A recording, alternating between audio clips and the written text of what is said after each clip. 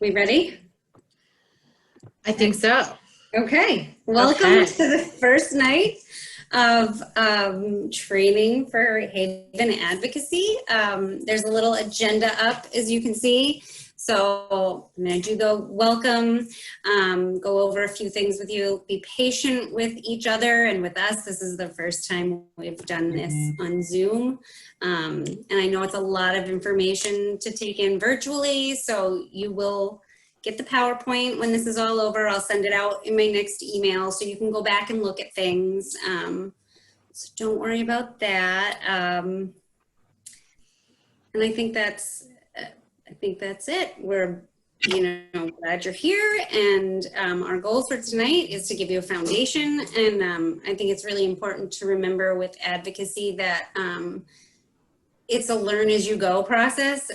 You will always learn new things no matter how long you do advocacy for. I've been doing it for 5 years and I still learn new things all the time. But this is really just to give you a foundation and a base of like the basics and an understanding of what we do at Haven. So that's great. And with us tonight are Annie Dowling, which most of you have met, and Sarah Shanahan, and they're going to help out and kind of keep us on track and do different pieces of training. So we'll ask you to log in 10 minutes early each night, and we'll end as early and as on time as possible. So the other piece is that it's not always easy to ask questions in this format. So if you look down at the little bottom of your screen, and Sarah will go over this more with you, there's a little chat icon. If you have questions, please click on the chat and put them in the chat to everyone, and know that we will get to them unless it's like super pertinent to what we're talking about. We will get to them. We'll have a period of time to answer questions at the end of each training. So just park your questions in the chat and we'll get to them. And please don't use it to chat back and forth during training, because that can be really, really distracting to your fellow trainees and to us. Let's see what's next. A different staff will be leading, like I said, tonight's Annie and Sarah. Thursday night it'll be Sarah, myself, and Stajan. So it'll change all the time, and I'll make sure and introduce each of them to you and let them, share a little bit about themselves and all that good stuff. When we are done with training, you'll meet with your supervisor. So if you're an intern or an AVAP, you'll meet with whoever your supervisor is, and if you're a volunteer, you'll be meeting with me. And we will go over all of the how to sign up for shifts and protocols and procedures, all of the logistics. And that will be done at that point. So, I mean, even if you have a few questions at the end of training, that's okay, because we'll answer them. We'll answer any questions you have in our post meetings. And take care of yourself, build in breaks. For yourselves, we have some in, like tonight we have one, I think at, let me peek and cheat. We have a break built in at 7:20 tonight, but if you need to get up and move and readjust, get comfortable, use the bathroom, please do that as you need to. And if you need, like, we'd prefer you to keep your screen on, but if for some reason, like your dog starts going crazy in the back, or you have kids and they're being distracting, you can feel free to turn your screen off if you need to. And if you need to process afterwards, if at any period during training, if anything is brought up for you, if you are a survivor, or if you have a loved one who's a survivor and you have something you need to talk about or process with us, please, you can call me. I will make sure that you have access to probably the night staff at some point, and you can process with them if I'm not available. But always reach out to me if you need to talk, and I will make sure if I don't have the time, that someone will be able to process and talk with you. Or if you do know who your supervisor is, which I think all of you do, you can always reach out to them as well, and they will gladly process with you. And your participation is vital. We need you to participate as much as possible. If you are uncomfortable with any of the activities we have you do, and you're not comfortable doing them, just let us know and we'll work around that. But for the most part, they're not anything invasive or like really hard to do. It's we'll do a lot of role playing eventually, and you'll kind of get a feel for what it feels like to do advocacy that way. So those pieces are definitely important. And I think that's it. Format is new, like I said before, so be patient with us and we'll be patient with you guys. Everybody's at a different learning curve. Like I'm somewhere, like if the Zoom, pinnacle of knowledge is here, I'm like, yeah, maybe down here. So I know Sarah's pretty, confident with it, but a lot of us are learning as we go a little bit, practicing, but still learning the little nuances, and I'm sure some of you are too. So we will be patient with each other, and we'll wait for people when we need to. We'll, roll with the punches. So I think that's it. Awesome. And we were talking before you all got on, and Annie, did you want to share that piece that you were sort of talking about? Yeah, absolutely. So one of the things that, well, first of all, it's so nice to see you all, even in this virtual format. It's just so humbling to me to see all of these amazing souls and all these people that really step up and really want to make a difference. So even though we can't be sitting in front of you, we just want you to know how much we appreciate you. But what I always say with these trainings is that it's a lot of time, and it's a lot of heavy stuff. It can be a lot for people to take in. And that we know people are coming to the training from kids and jobs and school and other things going on in your life, in your lives. And I think in light of COVID, that's just like times 100, because everyone has so many other maybe concerns or worries or stresses or unknowns. As the parent of a 9-year-old who is homeschooling, she had her first day of school today, and it was like pretty crazy. So I'm bringing that to where I'm at, and I'm trying to, kind of put that off to the side. But it's okay for us to kind of come as we are and just be authentic, be ourselves, and just kind of be kind of just going with the process. Awesome. Thank you. Okay, and so I'm gonna stop sharing for just a minute so I can see all of your faces.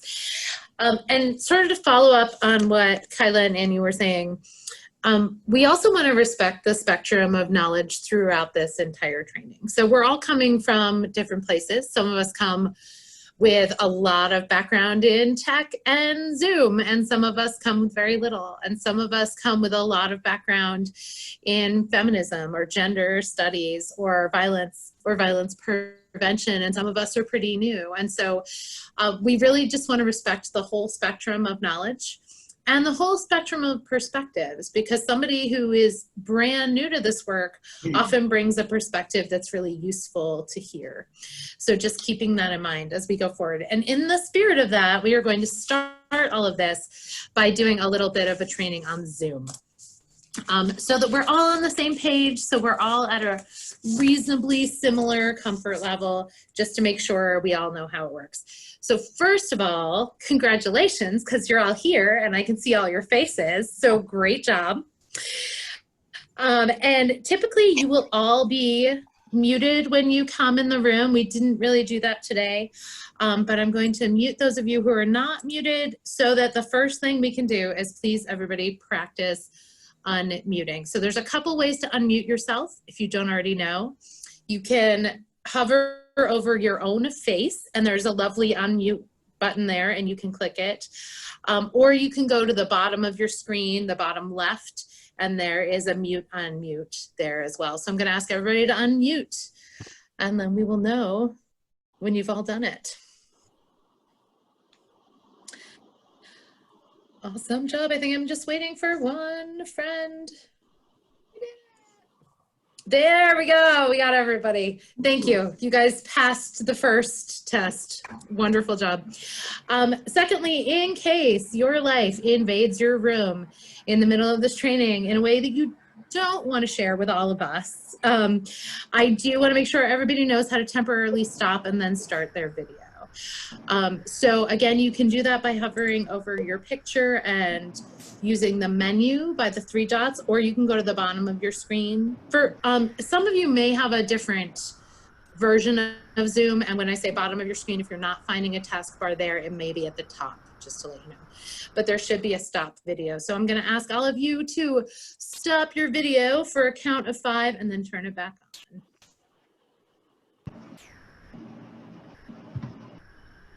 Wow, everyone was so quick. I know. Impressive. Mad Zoom skills you all have.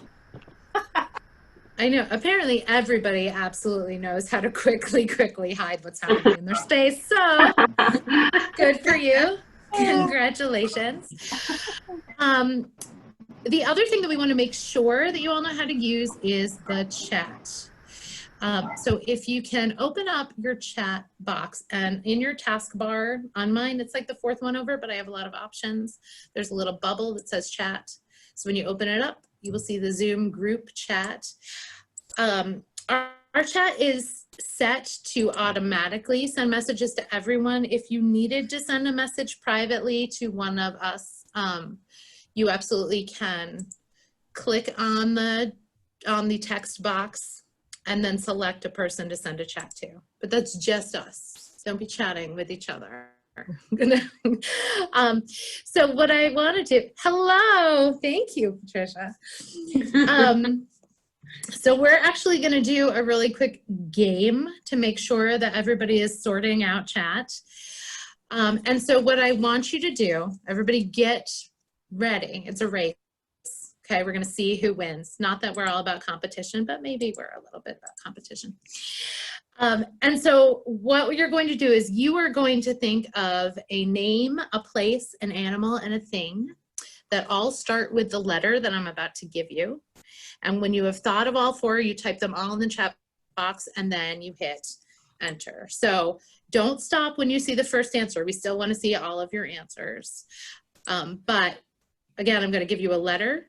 You think of a name, a place, an animal, and a thing that starts with that letter. Any questions?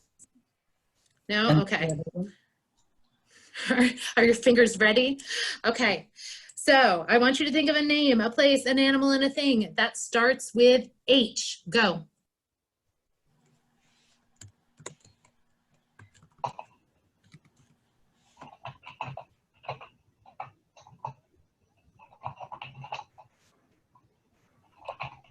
Nice. Haley, I love seeing what's popular in terms of names. Oh, you guys are super quick. That's awesome. Commas too. I know. Haley, Hawaii, horse, house, Hawaii. Oh, you guys, I really want to go to Hawaii now. Heather, Halifax, horse, hammer. What are our trends? Oh, very nice. Harry, Hong Kong, hippo, hairbrush. Well, if you're hairy, you need a hairbrush, clearly. And Hanover, way to represent locally. Nice. Beautiful job. Okay, so that wasn't so painful, right? And you absolutely can like do them one at a time, but you're more likely to win this race if you type them all 4 at once. Okay, are we ready to try the next letter? Yes? Thumbs up? All right, you're like, I'm not taking my thumbs off my keyboard because I'm ready to win. Okay. A name, a place, an animal, and a thing that starts with V. V. Go.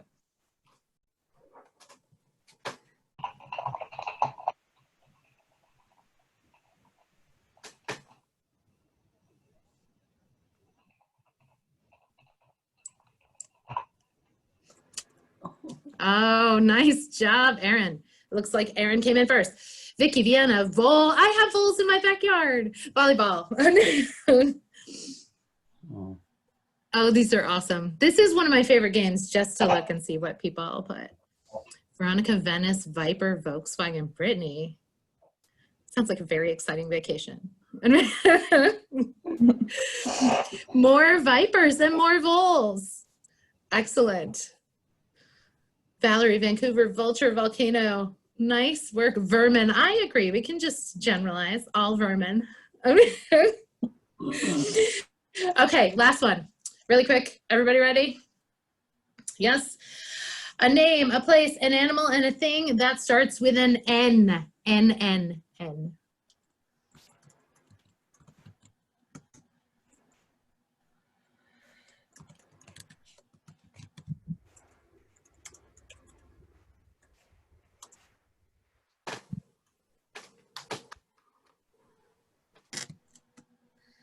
Aaron. You guys are super quick. We have Aaron, we have Nora. Nora, nice. Always use your own name if you can. Katie, excellent. Newts. Oh, yay, we're going to have a newt theme. I love it so much. Newt, newt. Noggin, awesome job. So mostly, you guys, give yourselves a round of applause. That was pretty great. Oh, if you're not done, keep going. That's right, finish. We got to finish the exercise. Thank you so much. Nice job. So you all clearly know how to get to chat. Was there anybody who was really struggling? It looked like everybody typed in, right? Yeah, great. We will mostly be using chat as that parking lot for questions and for you to send us questions as we go so we know when to pause. We'll have one of us keeping an eye on chat while the presenters are speaking, so we'll know what's happening in there. And if you have something urgent that comes up, you can also just send us a message in chat if that's easier than digging out your phone and texting us. That's totally fine. Okay, great job so far. You guys are knocking it out of the park. All right, so the next thing I want to make sure everybody knows how to do, and Anne, you are already way ahead of the game, is I want to make sure everybody knows how to rename themselves. As advocates, we identify by first name and last initial. So if you could, we're going to do, well, let's make this a little bit fun one more time. We're going to rename ourselves twice. So first, I would like you to rename yourself to your favorite animal. So you hover over your picture. Go to the 3 dots, select rename. The easiest way to do that. It's awesome. So now we get to know what your favorite animal is. Love it. It's so awesome. Oh, we have 2 elephants. Oh, yay. Who said sea turtle? So my daughter does a lot of marine conservation. She's 26. She's a grown-up who does a lot of marine conservation, and she is obsessed with sea turtles. She would want to tell you lots and lots about them. Pomsky is Pomeranian Husky. Is that what that is? They are Siberian Huskies and hybrid with Pomeranians, and I have 2, so I can't just say dog. I have to be loyal to my babies. That's awesome. Beautiful. Oh, sloth. They only look scary, but really they're so slow and wonderful.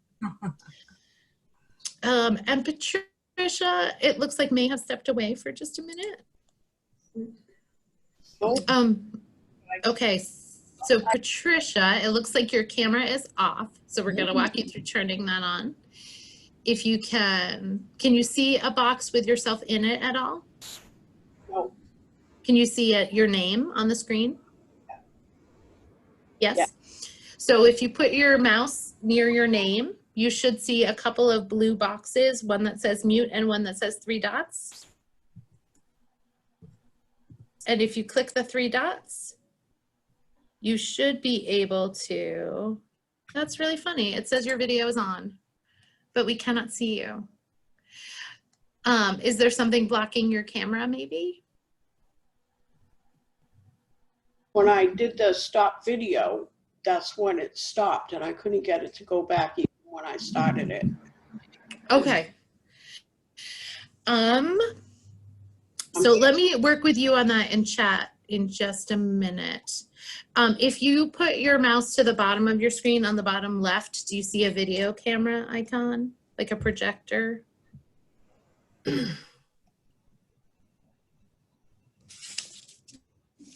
At all?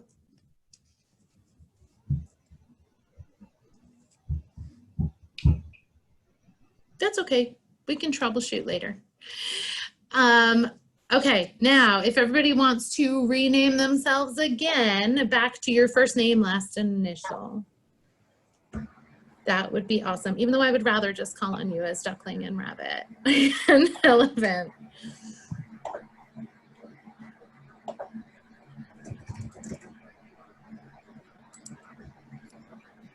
Okay.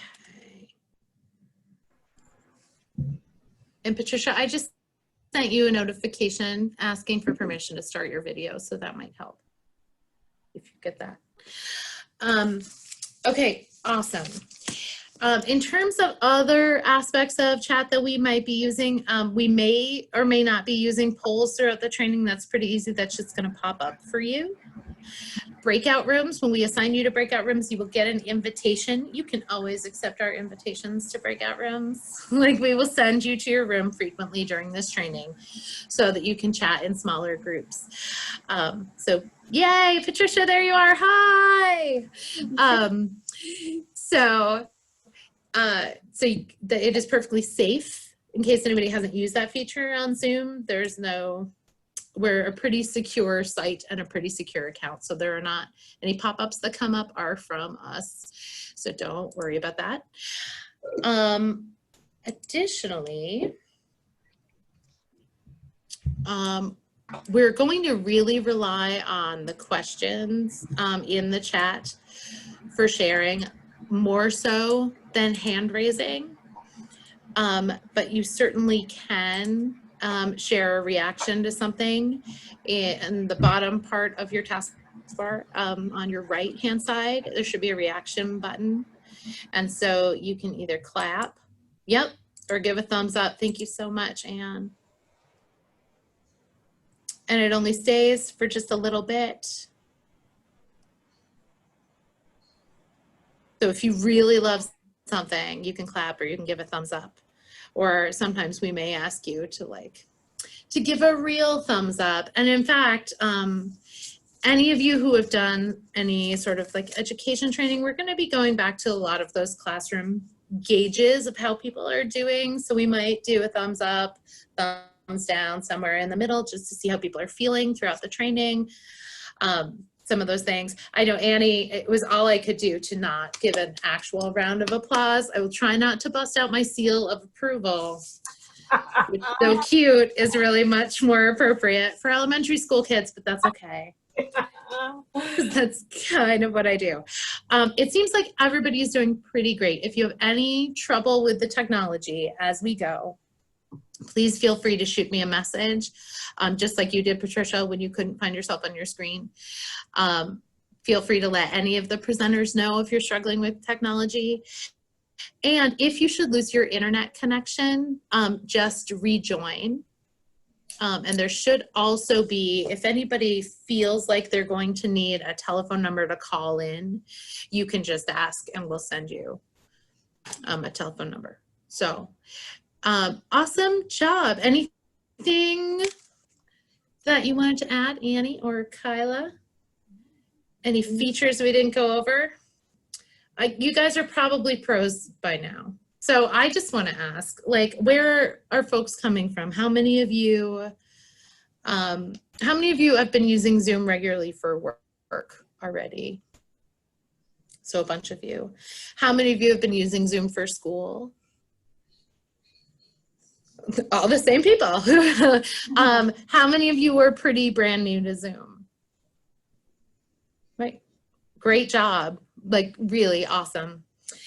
I have been on a lot of Zoom calls. I was brand new to Zoom back in April, and now I'm really not. But you guys did a great job.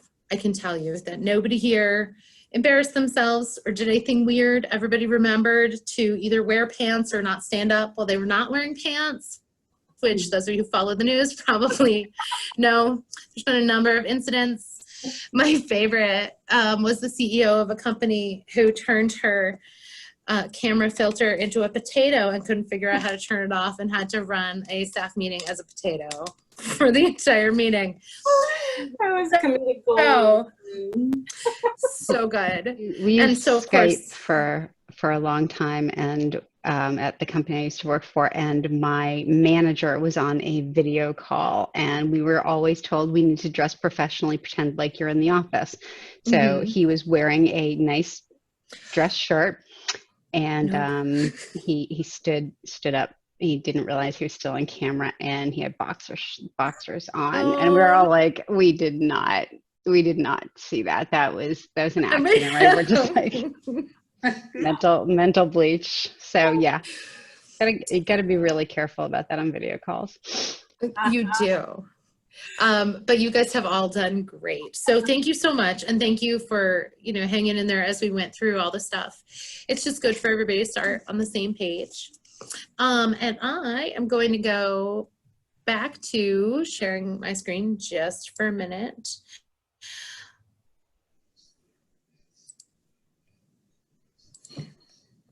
And we're going to try to be as quick with transitions as we can be. Sarah, you didn't change your name back. Oh no, I'm still a fox. Thank you. Okay. And speaking of animals, I saw someone's cute cat strolling by. Oh, that is my I favorite. actually do, at some point, if we have a chance, Tracy, I would like to see one of your dogs because I am fascinated to know what they actually look like. Maybe you should all. They have an Instagram, so I have a few pictures. Apparently you're a bad dog mom if you don't have an Instagram, so I have no shortage of pictures.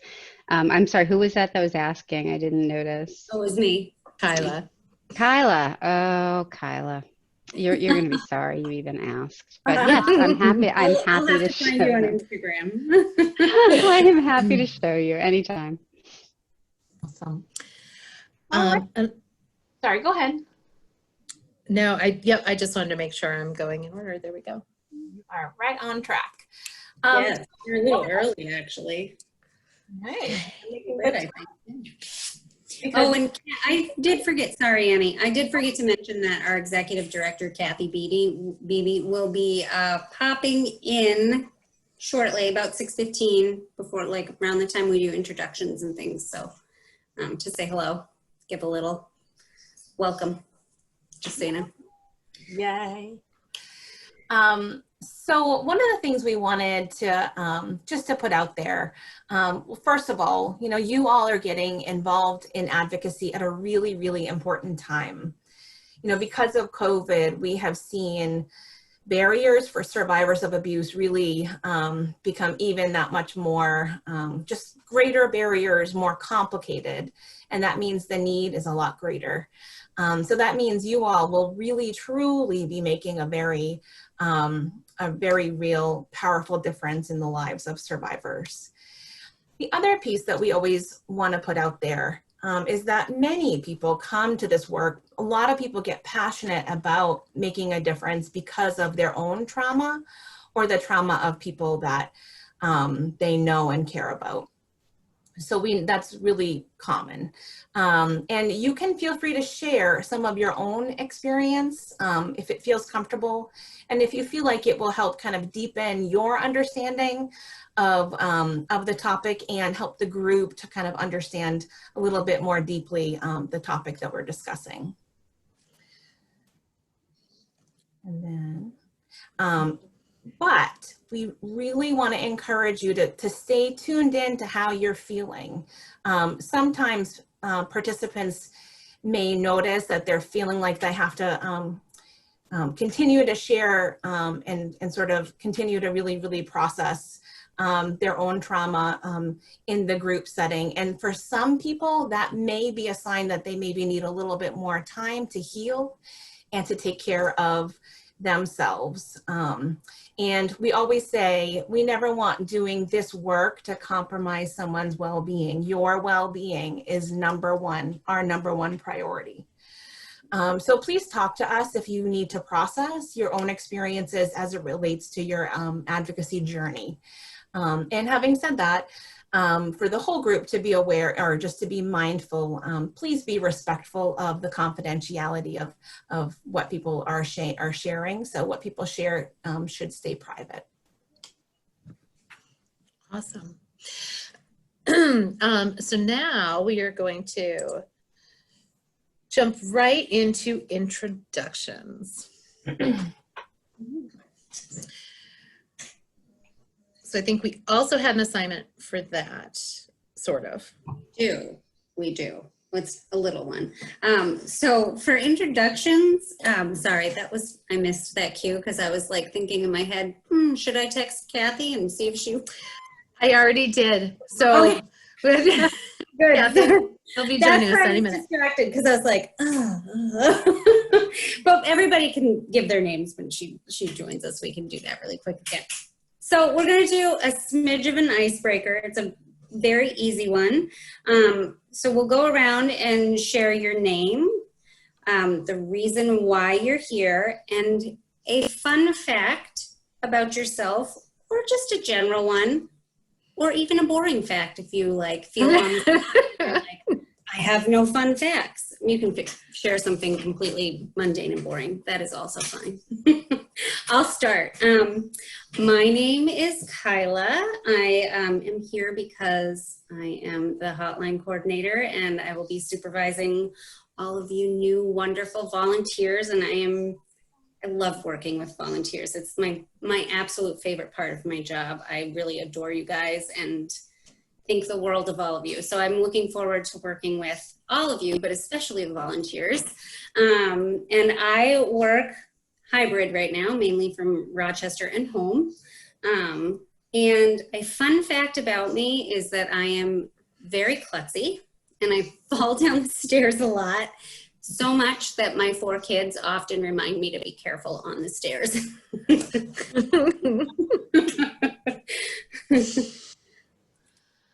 Let's see. Annie, do you want to go? I'd be happy to. So I am Annie. I'm the manager of outreach and volunteers at Haven.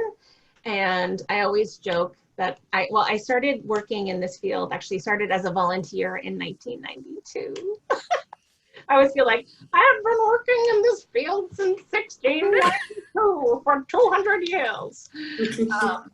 But it just shows how powerful this work is. And I have had the honor of doing advocacy, and I've done trainings for police and medical, and done outreach. And yeah, it's just been amazing to be part of Haven though for the last almost 3 years. And yeah, I love my job. A fun fact about me, I was in labor. I was in preterm labor and on bed rest for 2 months. But the upside was I had my daughter in 4 hours. So, you know. Nice.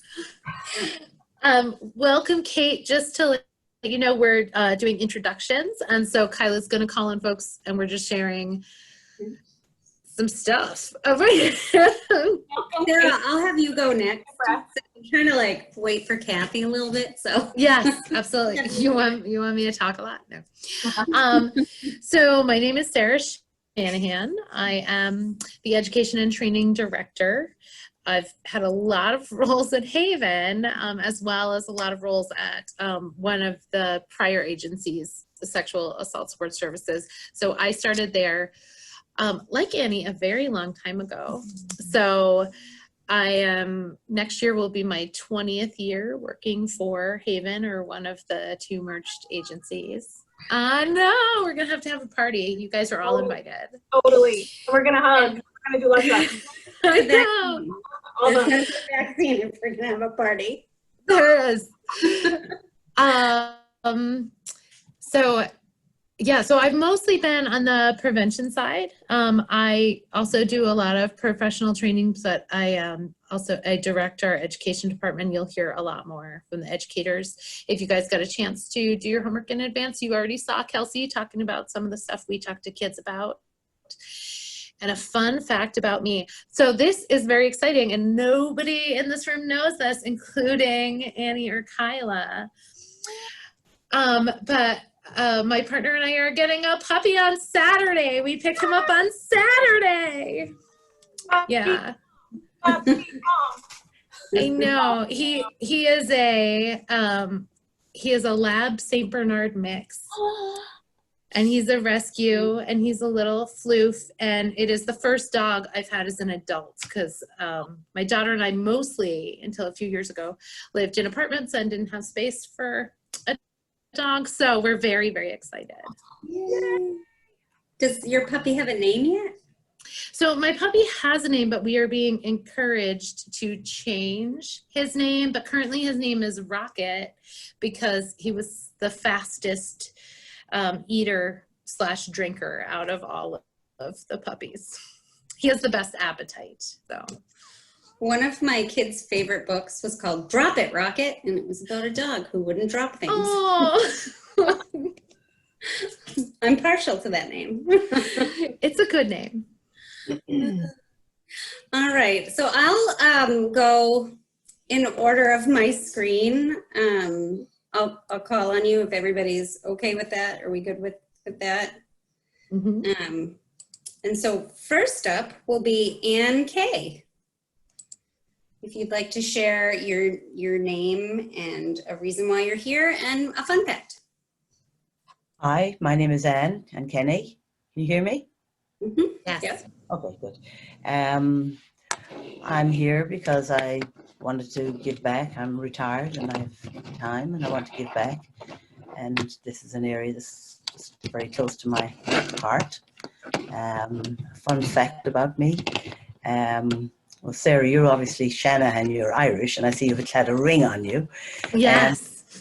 I was born in Ireland and spent most of my life there in an Irish pub. And I set up an Irish pub here in the States. So I'm retired. Oh my goodness. Where? In Ogunquit, in Maine. Oh, what's the name? It was Annie's Irish pub.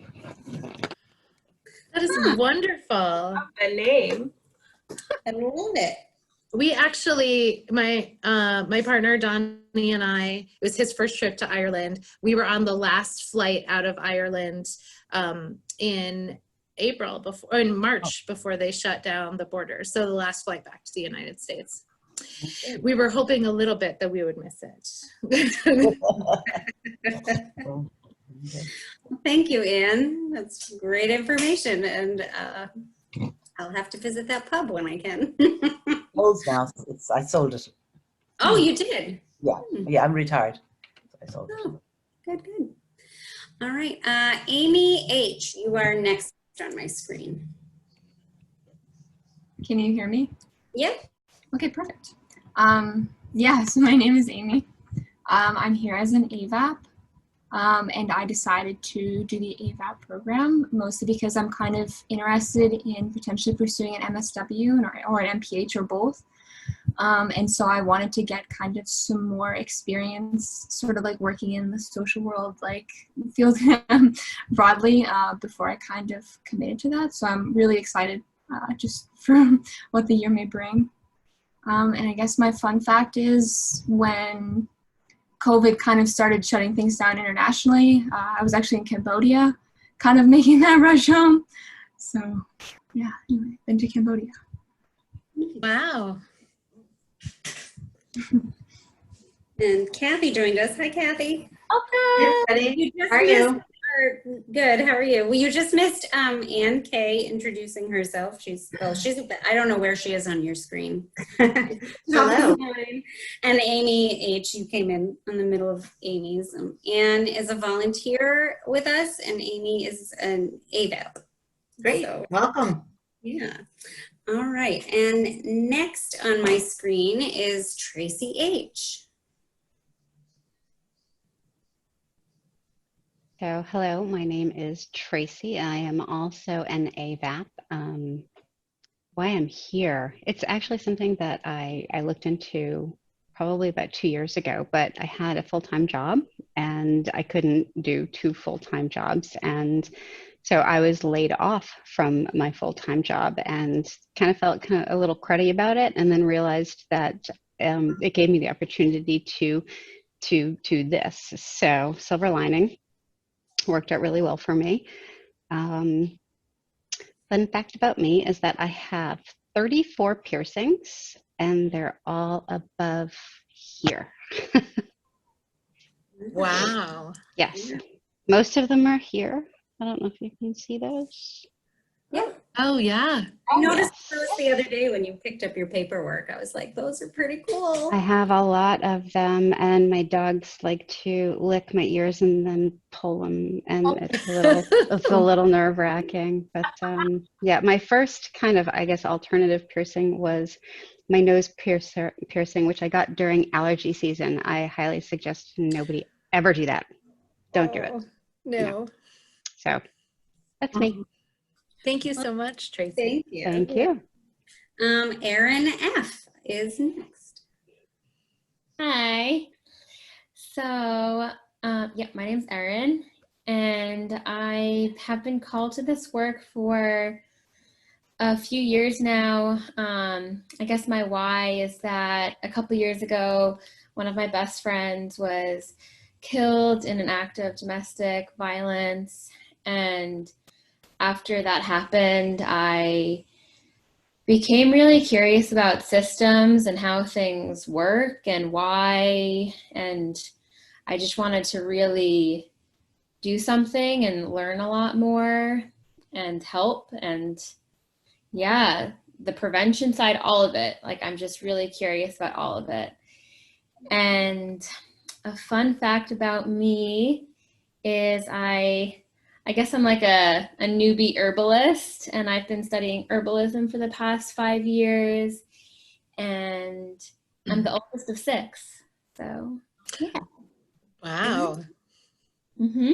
That's awesome. Thank you, Erin. Yeah. Thank you. All right. And up next is Katie D. Hello. Oh, there we go. Can y'all hear me?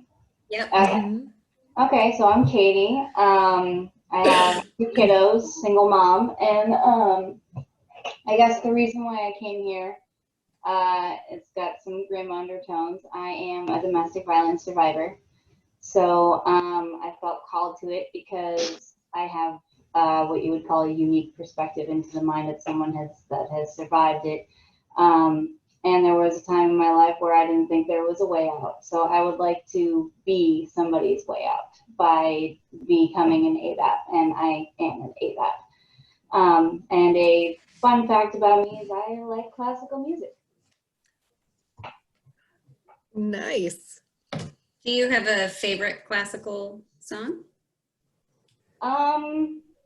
I guess I don't really have a favorite classical song, right? It's kind of like changes with my mood. Right now, I've kind of been on a Mozart kick. Nice. It's been keeping me sane for the last week. Yeah. That's awesome. Great. And up next is Nora B. Hi everyone, I'm Nora. I am a master's level intern. I will be with Erin. She's my supervisor. And I'm getting my master's in social work at UNH. And then I guess a fun fact is I work at a community mental health center here in Dover, New Hampshire. And I work in the youth and family department. So I work with the littles all day. Oh, nice. Wow. We are going to need all of your resources all of the time. I have a toolbox. I've gotten used to walking little kids through Zoom. That's just kind of the day to day. That's great. Thank you, Nora. And up next is Kelly S. Hi everybody, I'm Kelly. I'm a social work student at UNH undergrad. It's my senior year, so this is my internship for the year. And that's the reason I'm here. I'm interested in this kind of work. And my fun fact is I'm a mental health worker in a psychiatric ER when I'm not at school, so. Wow. Wow. That must be a hard job sometimes. Yeah. It can be. Yeah. Well, thank you. And Olivia Yu. Hi, I'm Olivia. I am also at UNH. I'm a senior and I am getting a dual degree. So I'm English and psychology. So the reason I'm here is to complete my internship requirement for my psychology degree. So getting half of it done here, and then I have to do some research for my English one. And then a fun fact about me is I was actually studying abroad last semester when everything happened. So I was in London, which was really, really fun, but I got sent home. Oh, no. Yeah. Thank you. And Erin L. Hi, can you hear me okay? Yeah. Okay, so I'm Erin. I'm a volunteer, and my reason, well, I have a few, mainly because I'm a survivor myself, and I want to make a difference and give back, because I got some help with the YWCA, and it made a big difference for me, so I want to give back. And fun fact is I have 2 pet ducklings, so let me see if this will actually... Oh my goodness. I love them. Oh my gosh, they're so cute. Thank you. That's a great fun fact. Are they indoor ducklings? No, I tried to make that happen. Didn't happen. Oh my goodness. What are their names? Well, so my niece named them, so they're named Patrick and SpongeBob. I like it. Thank you. Thanks. And Adrian M. You're next. Hey everyone, I'm Adrienne and I'm a volunteer, and I came to this work because I just wanted to learn more about how to bring healing to this violent culture that we live in, and to support people who have been through a lot of challenges and struggles, and to just learn more for myself about harm reduction and informed trauma responses. And a fun thing about me, so I just inherited my younger brother's first longboard, and I've never been a very coordinated person, but I am picking up longboarding, and it's so freeing and fun and terrifying in an adult body, but I highly recommend it. It's fun. That's great. That's great. Wear a helmet. Always wear a helmet. Thank you. Bree. Hi, I'm Bree. I'm an undergrad at UNH also. I'm majoring in psych and minoring in women's studies, and so this is for my internship. But it's just something I've always been interested in and wanted to be a part of, and so yeah, I just wanted to get some work with that, and I think I want to do that after I graduate, so we just wanted to get some experience. And then a fun fact about me is I have a dog. His name is Sunny. If I'm moving a lot, it's probably because of him. He's 1, so he's still a little crazy. Oh, He's playing with his bone right now. So yeah, I'm not weird. It's him playing with me. So yeah, that's my fun fact. That's awesome. Thank you. And Kristen A., you're next. Hi, I'm Kristen, and I'm here as a volunteer. And I actually stepped away from my job because I have a 7-year-old. So I'm here with him just because of the uncertainty with school. And so I wanted to take some time to volunteer. And this has been something that's close to my heart and I've wanted to do.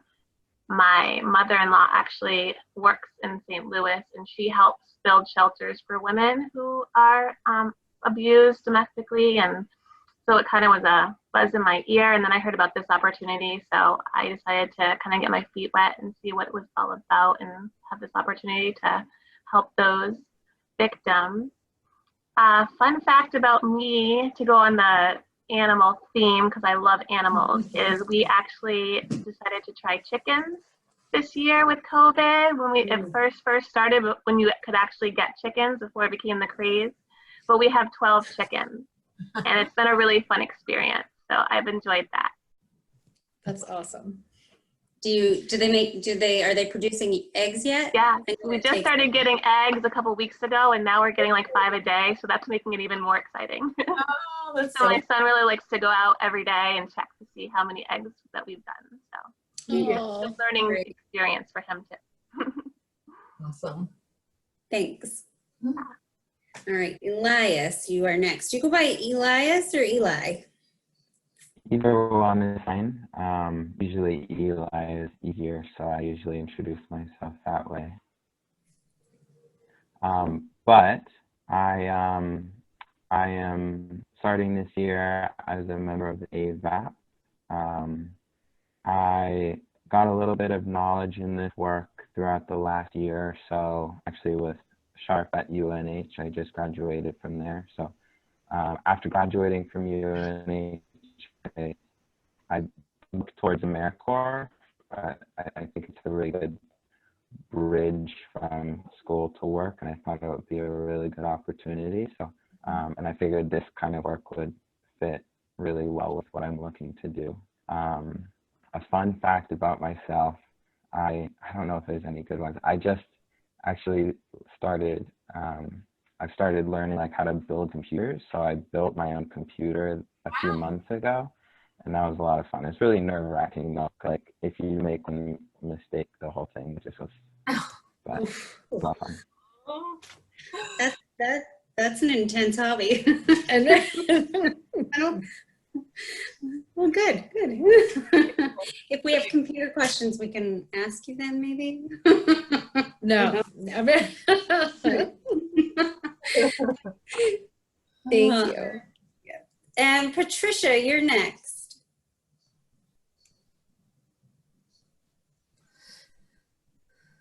Can you hear me? Yep. Try to face the camera. Never been on Skype. First time on Zoom, never. So I just got a camera last night and installed it. The reason I'm here is as a volunteer. I had felt so irrelevant in my life after my kids grew up and I raised my granddaughter, and I was busy helping a mother that was elderly and a sister that passed away of ovarian cancer. And when all that happened, I didn't know what to do with my life. So I found myself anywhere from 8 to 18 hours a day playing World of Warcraft. That's a fun fact about me. I love video games. I finally, a year and a half ago, got up one Sunday morning and went, you know what? I need to make a change in my life. I'm getting older, I'm retired, and I need to do something that I feel like my life is relevant. I felt like I was going through Erik Erikson's last stage of psychosocial development in despair rather than good ego integrity. So I went to church that morning, and I don't know why, I feel very blessed. Walked out and knew that something in me had changed. I couldn't have articulated at the time what, but what had changed is my life was going to change, and I was going to find the relevance. I had grown up with a lot of domestic violence. My mother was a domestic violence, and she battered me as a child. And I grew up, and of course I repeated the cycle in that I became a battered woman. And it was this agency, it wasn't Haven at the time, that helped me. So I dealt with my issues a year and a half ago. When things changed, I didn't know that I had further work to do in them in order to reach out and be able to be an advocate. But another fun fact, I wrote a book, and it was published this year, February 27th. It officially came out, and I started looking for things to do to be helpful. And I have a big background in both sexual abuse and domestic violence. So I want to give back what was given to me and help me to heal. Thank you. Awesome. you That so was much. lovely. Thank you. And Kate C., you are next. Hello. Yes, I am in my in the graduate program at UNH as well for social work, and this is part of my internship. But it was a good fit because I had previously been in an emotionally abusive relationship. When I was reviewing the packet and I saw the power and control wheel, I was like, oh, look at that. Not to, I just was kind of surprised that I could find something in every section. So looking forward to helping other women get out of the cycles, break the cycles, and whatever else we can do. And fun fact is after I got out of that relationship, traveled to Thailand, and I lived in a village for over a month with volunteering with the community there, and also elephants that they had rescued back from their lives in the entertainment industry. Wow. That was a lot of fun and very healing time for everybody there that was involved. It was great. So cool. Really cool. Awesome. Thank you. Your fellow elephant lovers are gonna reach out, I'm sure. They're my favorite. I have them everywhere, actually. Oh, that's beautiful. And Brittany C., you are our last new advocate to introduce yourself to us. Hi, I'm Brittany. I'm here as a volunteer. I graduated last year with a minor in child maltreatment and advocacy studies. So I kind of wanted to get involved a little bit before I go to law school. And then a fun fact about me, I work at an escape room, and it's the most entertaining job ever. That is fun. We talked about that a little bit on Saturday. Okay, Yeah. which escape room do you work at? It's the Portsmouth Escape Room. So I have to say that a team from Haven went to the Portsmouth Escape Room and we crushed it. It was when one of our educators was moving away, and we did it as a celebration, and did an amazing. Kathy was there. It was good times. Yeah, they're so fun. Yeah, I actually used to work at the Portsmouth Escape Room too. Just shout out. What? Small world. I just wonder how many people Brittany sees on the screen. She's like, oh, I've seen them panic, and I've seen them panic. Panicker. I've only been in one escape room, and I get like, I don't know what I'm doing. What's happening? I can't think straight. I'm not. You weren't competitive at all. Thank you, Brittany. And last but not least, Kathy is our executive director, and she's joining us today. So Kathy, if you'd like to introduce yourself Sure. to everyone, and you can tell us whatever you'd like to tell us. All right. Well, hello, everyone. It's great to see you all. I'm excited to see so many people on the screen. It looks like one of our staff meetings where we have all the people on little squares. So I look forward to eventually hopefully meeting you all in person at some point. I'm the director of Haven. I've been around with the agency for a really long time. Fun fact about me is I actually started in Rhode Island as an intern when I was going to college. I had no idea what I wanted to be when I grew up. And I said, oh, this might be interesting to do this internship. And little did I know that it was going to turn into a career that has been so worthwhile and fulfilling and just awesome. And so I say that all the time because we have been known over time to hire interns and AVAPs and volunteers and keep everybody engaged. So we're really glad to have you join us and help us with our important mission. And I know that you will all stick around for a really long time. I was the director of SAS for a really long time, which was the Sexual Assault Support Services Agency, but worked very closely with the Safe Place, which was the domestic violence agency. And for many, many years, we wanted to bring the two agencies together. And finally, in 2015, we were successful in merging the two into Haven. And our goal when we merged was to get bigger. We knew that we wanted to be more efficient. We knew that there was a lot of confusion in the community. People didn't understand the differences between the two. And although either agency could help somebody that came forward for support, oftentimes there were situations where one agency didn't have a service available. So for example, at SAS, someone could come to us and we could provide support even if they were being abused in a domestic violence relationship. But if they needed shelter, SAS didn't have a shelter. So we had to then work with a safe place and refer them. And covering such a large geographic area, we really wanted to make sure that we could build our organization to become the biggest one now in New Hampshire and really do whatever we could to spread the word and raise awareness. You know, so many times over the years, we've gotten calls from people that have said, you know, this happened a while ago and I just found out about you. I wish I had known about you sooner. So our hope is really to just let everybody know that we're there and that we're available for support, but also knowing that we cover such a large area that in order to do that and be available, we need folks like you and we need volunteers and AmeriCorps members and staff people and everybody that have come together to allow us to achieve our mission and provide support to those impacted. The other fun fact about me is I have an 11-year-old daughter, which we refer to as Boss Brenna.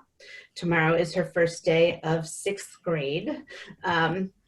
So I'm sure at some point you'll get to meet her as well, but although she wants to be on the Zoom call, she's downstairs getting ready for the first day of school, which will be interesting, as we all know that have kids going into the hybrid remote sort of going in person. She's going to be going 1 day a week, so that'll be fun.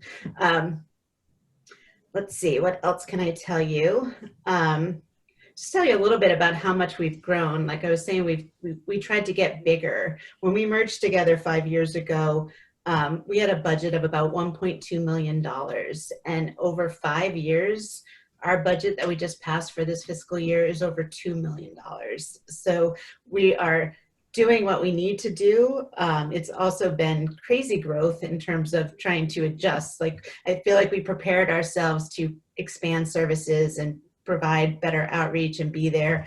But we're just kind of trying to finagle it all. And especially during these times of a pandemic where we're having to change the way we do a lot of our work.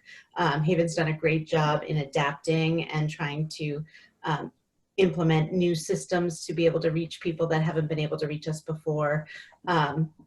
And it's just, although it's a difficult time, for me, it's really exciting to see the growth of the organization and how many people, even during this tough, confusing time, have come together to really support us and to recognize that the good thing about the pandemic is it is shining a light on the fact that domestic and sexual violence is a problem for a lot of people in our community, and Haven is just here to support and help. So I think that's it. Thank you.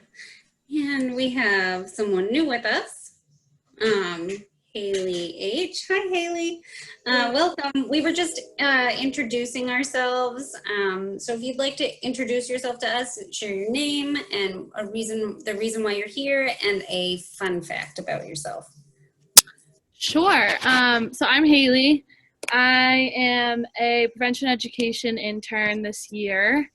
And a fun fact about me, I'm in the dance company at UNH. I'm a captain this year. So yeah, that's fun, I guess. That is fun. Great. All right. So that's all the introductions. I'm really glad you guys are all here, and I'm really looking forward to getting to know you all and work with you through this whole process of becoming an advocate. And we're really, really lucky to have all of you. Mm-hmm. And maybe someday you can say that you also worked in this field for 200 years. That's right. Like Sarah and Kathy and I. That's right. Since the Civil War. But you'll see that working in this field just makes you look incredibly young. So you should, yeah. You do this work for 20, 30 years, nobody will ever know how old you are. So, awesome. So I will go back to sharing my screen. Thank you guys so much. Yeah. That is really my favorite part, is getting to hear from everybody and learning about you all. Oh, Hey, Sarah. hey. Can I take a 2-minute break? I need a quick bio. Yes, yeah, absolutely. So why don't we do that? Everybody, let's check out our clocks. I have 6:37. So do we want to do a 3-minute break or a full actual break? I just need 3 minutes, but I defer to what other people would like to do. You want to do the full break now, and then we can come back and just finish up because we're a little ahead of time. We are. Sure. Wow. Yeah, let's do I know. that. So we'll take a 10-minute break. Do you want everybody to stay logged in, Sarah? How do you want that to work? Just stop video? Yeah, if you want to turn off your camera, you can, or you can just walk away from your computer. I also, and I should have mentioned this, I keep sticky notes. So you can also just make yourself a pretty color, like while you go and use the bathroom and then come back. And you also, in your little welcome gifts, I think all of you have them, there was that little tiny thing that says haven.org on it. That is a camera cover, and you can open it. I closed mine, and I opened mine. So you can do that. Awesome. All right, so we'll do at, let's say 6:50 now, because it's 6:38. Is that good? Yeah, that sounds good. All So right. 6:50, we will see you all back here. Yeah, in a little bit.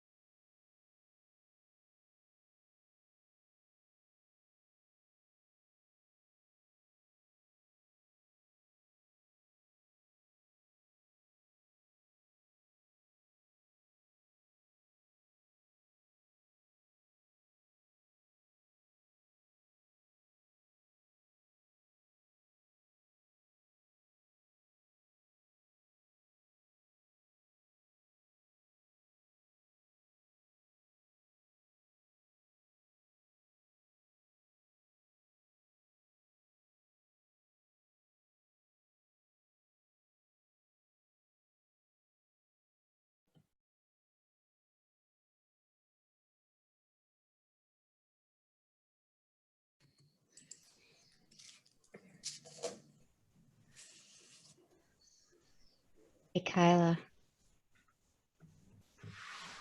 I have a picture if you want to see it. Yes. Hang on one second. There it goes. Okay. I don't know how well you're going to be able to, but.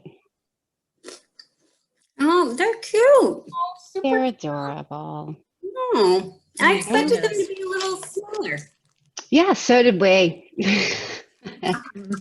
The black and white one is, she's almost 30 pounds and she's 21 inches at the shoulder.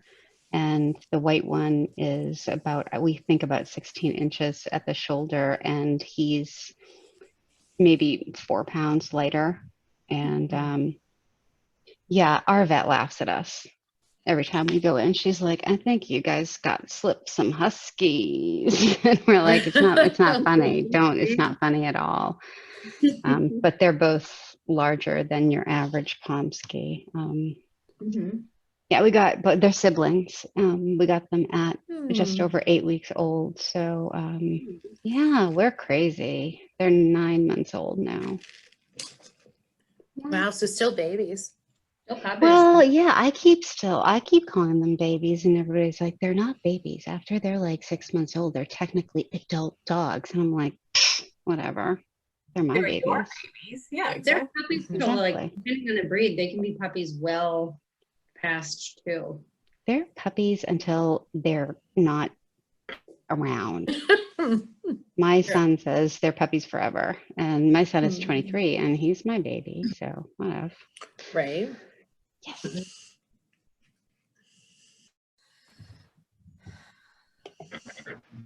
Awesome. Great. You guys So are very Kathy, are you going to hang out with us for a little bit? Say goodbye. No, I'm here for a little bit. Yeah. Awesome. I'm trying to apologize though, because I don't have a fun puppy. I have a very old dog that keeps yelping in the background. He's adorable. I was just going to apologize. Mine are downstairs, and they're roughhousing. So if you hear what sounds like dogs actually beating the crap out of each other, they're just playing, and I apologize. It's a loud household. Well, I am all by myself, so if you hear any weird noises, it must be me. It's a ghost. You have a ghost. Just say that. My dog's name is Ghost, so I can say that. It's a ghost. There is a salon next door. I'm in our Epping office. So, but it doesn't seem like any hair cutting is happening right now. So, awesome. Okay. Do we have Annie back? Yes, we do. So I'm going to go ahead and share my screen again.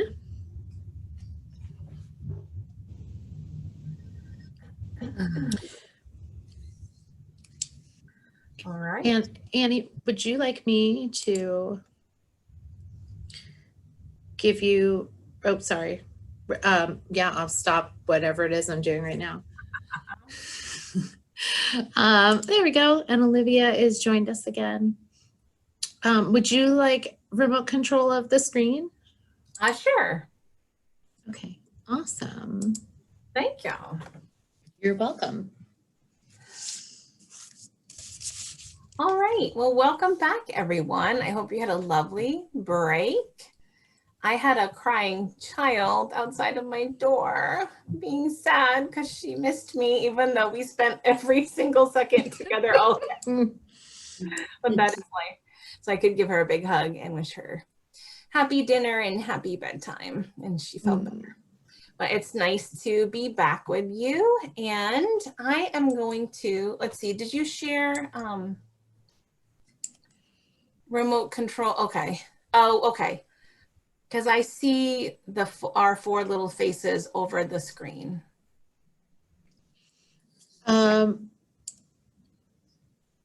And that's in addition to us seeing the faces on the right-hand side. Yes. Okay. Probably So wait it says your screen, Sarah. Or if you want to just take it back, I don't mind if you want to just do that, it might be easier. Sure. I will, no problem. You just tell me when you'd like to advance. So now is everybody just seeing the PowerPoint? Nope. Still seeing. We still see you, the four of you. Just the four of us. If you click on the, yeah, there you go. You can at least just make it smaller so that you're only seeing the person who's actively talking. And then you can probably just drag it down where it's out of the way. There you go. Oh, I can absolutely hide it. I'm sorry. I did not realize that you were seeing the speakers on the screen. Now can you see the whole slide? Yes. Yes. Okay, perfect. Then Annie, I will hand it over to you. Thank you guys so much. Wonderful. Okay, so I am going to talk a little bit more in depth about Haven's mission and services. So our mission at Haven is to prevent sexual assault, domestic violence, and stalking, and to support and empower women, men, people of all genders, youth, and families to heal from abuse and rebuild their lives. This year, I'm not going to say what year it is out loud because like Voldemort, it's like the year that shall not be named. This wonderful year is the 42nd year that Haven has been providing these amazing vital prevention and support services in the community. And we're going to share a video all about Haven and how we came to be.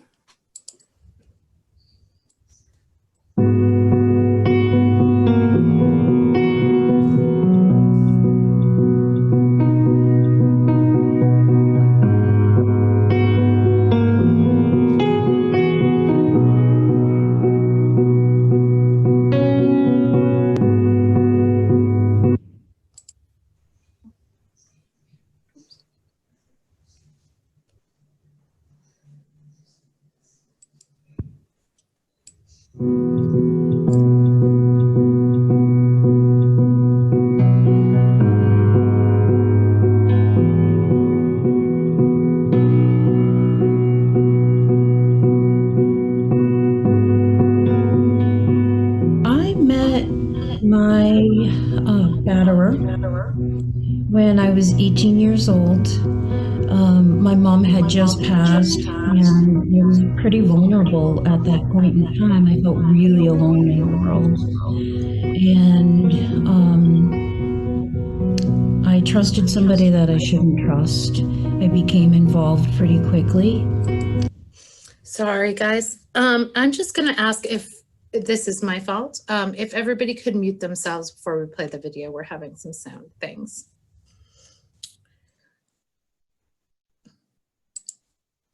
And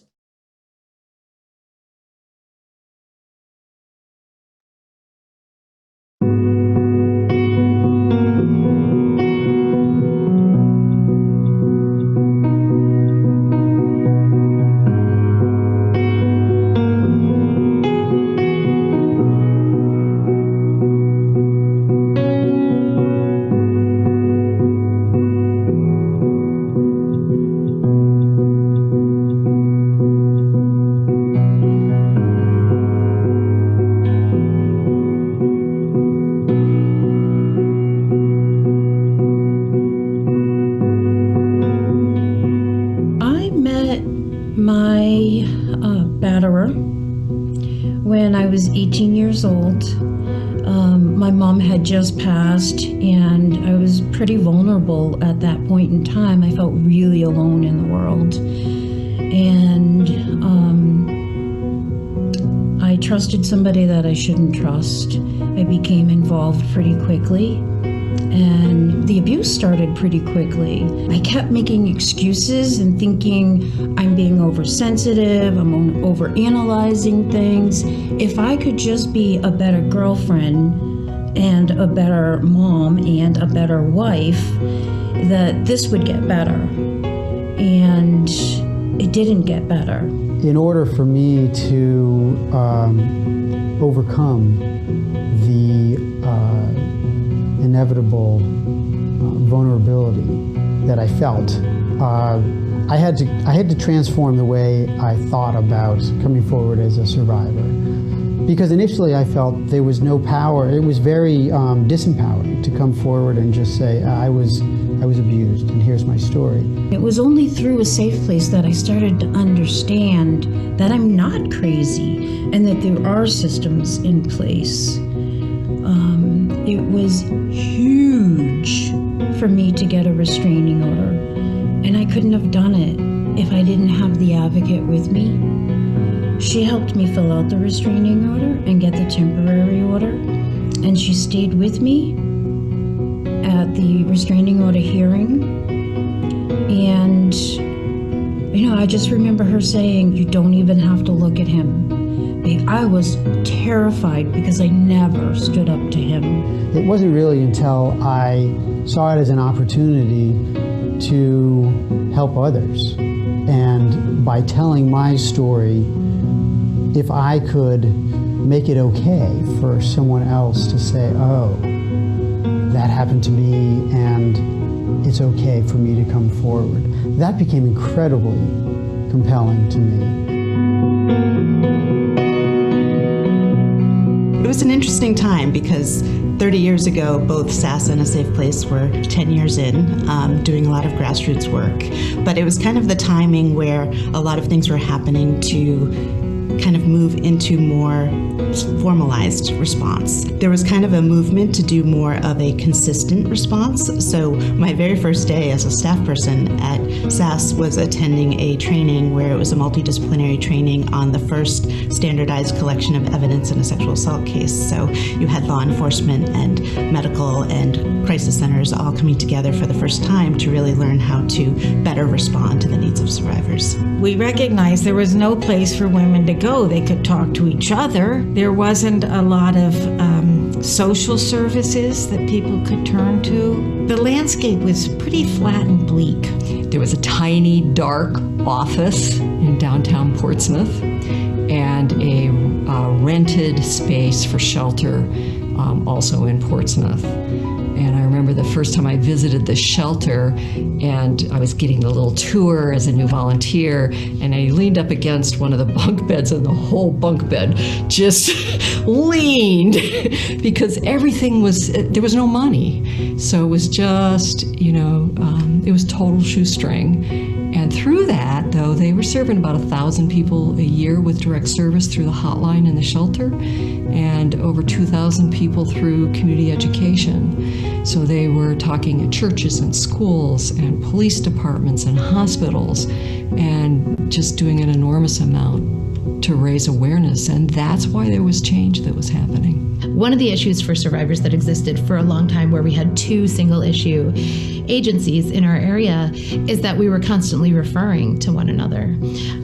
And also sometimes the crisis of domestic violence and imminent danger made the other agency have less capacity to really provide prevention programming. So we were also being asked to provide prevention programming around teen dating violence, which is so closely linked to sexual violence, and we know that they often co-occur.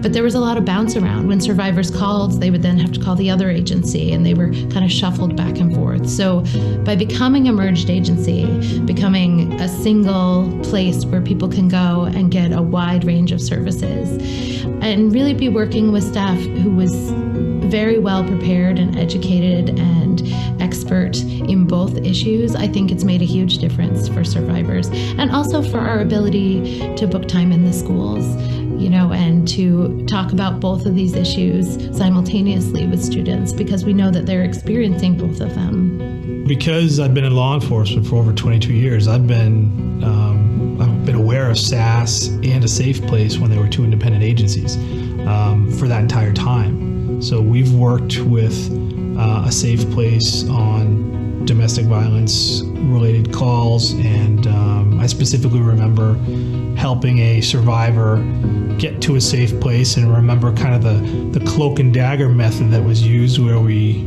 delivered her to a neutral location where somebody picked her up and took her to the secret, you know, safe place. And I remember being impressed, you know, I say that tongue in cheek, but I remember being impressed by that because it was clear that, you know, protocols and procedures were put in place for the safety of the survivor, to the point where I didn't know where they were going. worked extensively with SAS as a detective. Part of my job as a detective was investigating child abuse and adult sexual assault. So we would work closely with the SAS advocate during the course of the interview of the survivor, and I was always aware that they were in the courtroom later on during trial, and was again impressed by that. I knew these were things that the agency did, but when you see them do it and how they do it, it's impressive. Our goal around merging was to not get smaller. It was to become more efficient so that we could get bigger and so that we could do more and see more people. Both agencies were doing great work, but there was always the challenge of not being able to meet the needs of the community.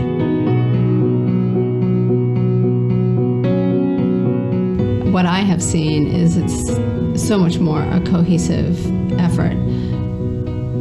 The agency itself is so well run. It's been a phenomenal resource to survivors throughout the Seacoast.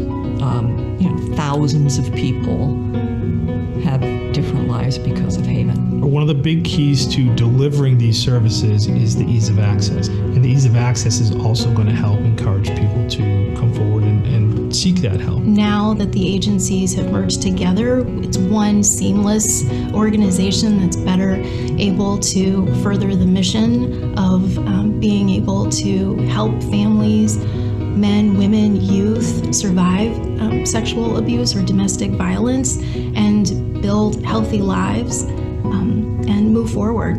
I see Haven playing just an incredibly important part in supporting the community because Haven is a resource for anyone in the community. They don't have to be part of a school or part of a club or some subset. They provide access to anyone who is hurting, and that is incredibly valuable because that's an access point that unfortunately many people who are hurting or who have been harmed desperately need. And so it's an extended hand to anyone who's ready to take it. I wish that people understood the true impact of domestic and sexual violence and how the ripple effect that it has, that it impacts the person who's been directly victimized, it impacts their family, it impacts the entire community. We can't have a safe, just, free community if people are being victimized and they don't have help and support. I wish that people knew that sexual assault and domestic violence happens to anyone, that it happens to all walks of life, that all demographics, that it can happen at various ages. It doesn't matter if you're rich or poor. I would want people to know that this is something that does happen a lot, unfortunately, and happens right here in the greater Seacoast area of New Hampshire, and that there is help and support available. Back when I started, this was really not something that schools or even the community in general was feeling very comfortable talking about. Nobody wanted to hear the words sexual assault. People encouraged us to only use the name SAS so that nobody really knew what we were about. And when we went into schools, most schools were saying, well, if you say you're coming in to talk about bullying, that's okay, because we know that bullying is a big issue, but we don't want you to say anything about assault, which is really problematic, because if you don't speak it aloud, then kids don't know that they can talk about the things that are happening. And at the same time, the more we were out in the community, the more that we talked about it, the more stories that we got from survivors of all ages. I remember I was doing a presentation on the work that I did at a church, and there was this woman who was probably in her 80s, and she came up and she said, I am so glad you're talking about this, because this was happening when I was a kid and we just didn't talk about it. I wish people would not rush to judgment to blame the victim. I feel as though that is always the first instinct when someone hears that there's been a sexual assault. And that is a reaction that doesn't happen with other crimes.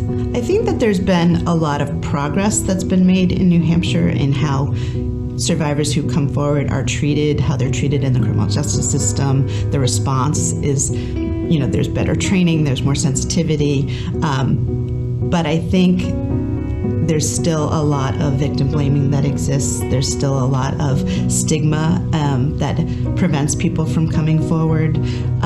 There is an increase in dialogue, which is great. Back then, people weren't talking about domestic or sexual violence. It was still very taboo. And even though it's still got the stigma associated with it in some situations, I think the movements of the Me Too movement and people having kind of a national dialogue for the first time to be able to say that this domestic and sexual violence is a problem in our community and all over the place. And this is really something that needs to be addressed, and we need agencies like Haven so that we can both support people but also prevent this from happening.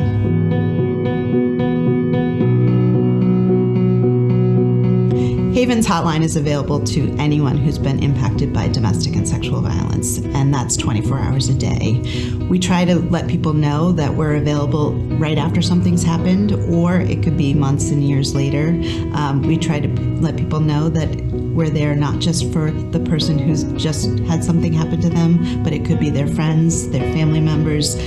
Sexual assault and domestic violence impacts everybody, and we want people to know that if you're struggling because you've had something happen, or you know about somebody who's had something happen, or someone you care about has been victimized, that Haven is there. Sometimes people don't know what to expect when they call us, and the services we provide are very individualized. Survivors reaching out to us know what survivors need, and we're just there to help them navigate through that and provide the emotional support and help them get linked up to whatever resources and assistance that they might need. But we also want people to know that sometimes we can help the survivors by helping those that they care about, those that care about them. And so we really are there for anybody that's been impacted.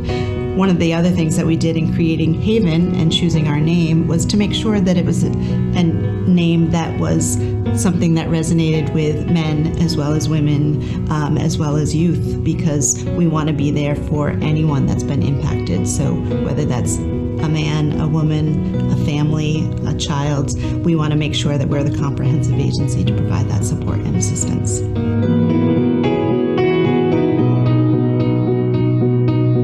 Haven is really proud of where we're at today and all that we've accomplished in the last 40 years, but there's still a lot of work that needs to be done. And if we're truly going to end domestic and sexual violence, we need more people to get involved with us to make that happen. We need people that donate their time. We need people that donate their resources. We're fortunate that a lot of people care about our mission and want to help people to rebuild their lives in the aftermath of domestic and sexual violence and to keep kids and adults safe.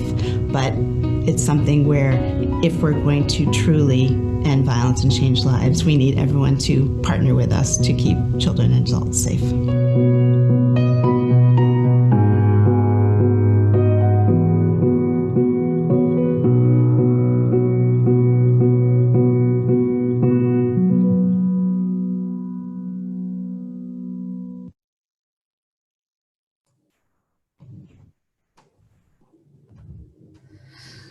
All right. I love that video. It's so powerful. I love just that whole concept of, people weren't talking about it, and now we are, and now all of us will be talking about this for the next however many hours. So to give you a sense, Haven is part of a statewide network. We are one of 13 different crisis centers across the state of New Hampshire, all under the umbrella of the New Hampshire Coalition Against Domestic and Sexual Violence. So they're sort of like our parent agency or mother agency, if you will. And their role is to look statewide to influence public policy, laws that are being put forth local, state, and national levels, working to ensure the appropriate quality and standards of victim services, promoting accountability of different systems or how communities are responding to abuse. The coalition also helps with some prevention stuff statewide. And then they also oversee funding, how funding is distributed, some federal grants and how those get sort of pieced out to all the different crisis centers. So Haven primarily serves 48 cities and towns across 2 counties, most of Rockingham County and all of Stratford County. So we call it southeastern New Hampshire, but that population, or that area has about over 400,000 people living in it.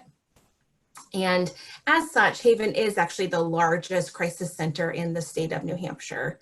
Haven has 4 different office, or I should say 4 different locations. We have a Portsmouth office, a Rochester office, Epping, and then our emergency shelter, which you'll learn more about later.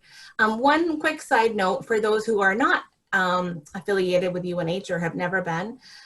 So SHARP, the Sexual Harassment and Rape Prevention Program at UNH, is one of those 13 crisis centers in the state.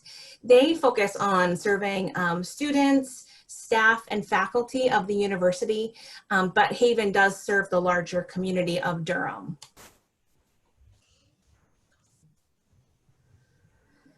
So this is our fabulous staff picture with a giant random stairway thing, fence. I don't know what that is.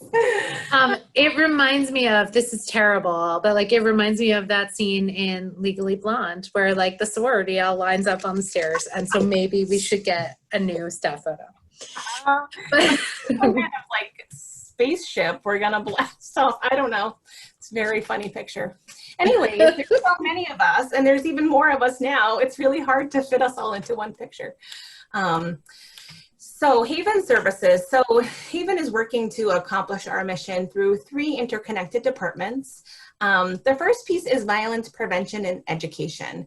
So we have amazing educators that go into schools K through 12, and they are there to provide research-based, age-appropriate, and interactive programming, prevention programming with kids. Haven also does professional trainings for law enforcement, medical folks, other social service agencies, folks who are also working with survivors on the front lines. So we're offering support and guidance on signs to look for, how to intervene, how to refer someone to Haven, things like that. And really, really important is dynamics of abuse, for example, as well. In terms of outreach and development, second piece of this big puzzle of Haven, we are always looking to find ways to get the word out about who we are and what we do. If you've ever been in a restaurant in the Seacoast area, you've probably seen our hotline stickers in restrooms. So we distribute those far and wide, restaurants, bars, and so on, to get the word out. So the goal is to make sure survivors know how to find us if they were to need help, and as well as their loved ones, their friends, their family members, anyone who's supporting a survivor of trauma. Another piece about outreach is that it also helps us to connect with wonderful people like you all who maybe want to do an internship or who want to volunteer and be a part of Haven. And then, so it's also people who want to give not only time and talents like you all, but people that want to give financially to support the mission of Haven. The last piece of the puzzle, which I'm going to go into a little bit more in depth with you tonight, is direct client supports. So in terms of services for survivors, we work with anyone affected by domestic and sexual violence, stalking, and human trafficking. This means women, men, people of all genders, families, and youth from really all walks of life. And we serve both primary survivors, which is the person who directly experienced the trauma, as well as secondary survivors. That means that person's friends, their coworkers, roommates, family members, maybe a new partner. Again, anyone who's supporting that survivor through their process. And then we do also provide support to professionals. We might have a therapist, for example, call our hotline and say, I'm working with a client that I really think could use your services. how, you know, how can I connect them, and so on and so forth. So we definitely get a lot of those calls as well. Okay, so specific support services. Haven has our 24-hour free confidential support line. We stopped calling this a crisis line because we really want to send the message that you don't have to be in crisis to call the hotline. We have lots of people who call who just really, you know, maybe they can't sleep at night because they're worried about court that they have at 8 in the morning. We have people, you know, who are having nightmares at night, or just really having trouble like getting grounded. So that's a lot of what we do, is to kind of help people work through some of that coping. There was another thing I wanted to mention. Oh, I always think it's interesting. Haven has both a business line and a hotline, and we have lots and lots of clients who call our business line because they are worried about taking up space on the hotline, that they feel like their situation is not important enough to call the hotline. So again, that's the message we always want to send to clients, is that please call us if you need to talk. We are just here to listen and support you. So it doesn't have to be a huge crisis. Haven does a ton of in-person advocate accompaniments. So we go to 6 different emergency rooms. And this is when, this is part of a statewide protocol. When someone goes to the hospital seeking medical attention for a sexual assault, the hospital calls Haven or calls their local crisis center, who sends an advocate to be there within 30 minutes or so. Once the advocate arrives, the patient can either accept or decline the support, and either way is fine. But we can be with them through their whole forensic exam if they want us to. Sometimes people just say, you know, I'm doing okay, but can you please go to the waiting room and sit with my mom because she's like driving me crazy. So that's something we do, quite a few of hospital accompaniments. Haven will also go with people to police departments if someone wants to file a police report, or if they need an emergency order, which is just a protective order that they can seek outside of normal court hours. Haven also goes to 2 child advocacy centers to support non-offending family members and kids while the child is there to talk to a trained forensic interviewer. And the goal of child advocacy centers is to have the child tell their story one time, and to have the system, police, prosecutors, child protective service staff, get all of the information they need in one sitting to sort of hold that offender accountable, if that makes sense. Or I should say, what information they need from the child to try and hold the offender accountable. Sorry, Sarah, go ahead. I was just going to say, and I know you're probably getting to this, we also did want to talk about, in case some of you are thinking, but wait a minute, COVID, like what we're doing about accompaniments in this particular time. Sure. Yeah. So actually, I'm going to hand that over to Kyla. Do you want to? Yeah, I'll touch on that. So we are back to doing in-person accompaniments, and Haven definitely requires that if you are working face-to-face with a client, that we wear a mask. So that's really good. And we are going back. All of the hospitals have invited us back in to accompany survivors when they go and have kits done. So that is part of the experience. They are really good about making sure you have a clean mask on when you enter the hospital. They are really good about making sure everyone stays masked. I went on a hospital accompaniment last month, I think, maybe a little longer than that. And everybody was in their masks the whole time. And I actually felt pretty comfortable. The ER was actually really quiet that day. It wasn't, I mean, I've been there when it's been extremely busy, and it was quiet for the ER for sure.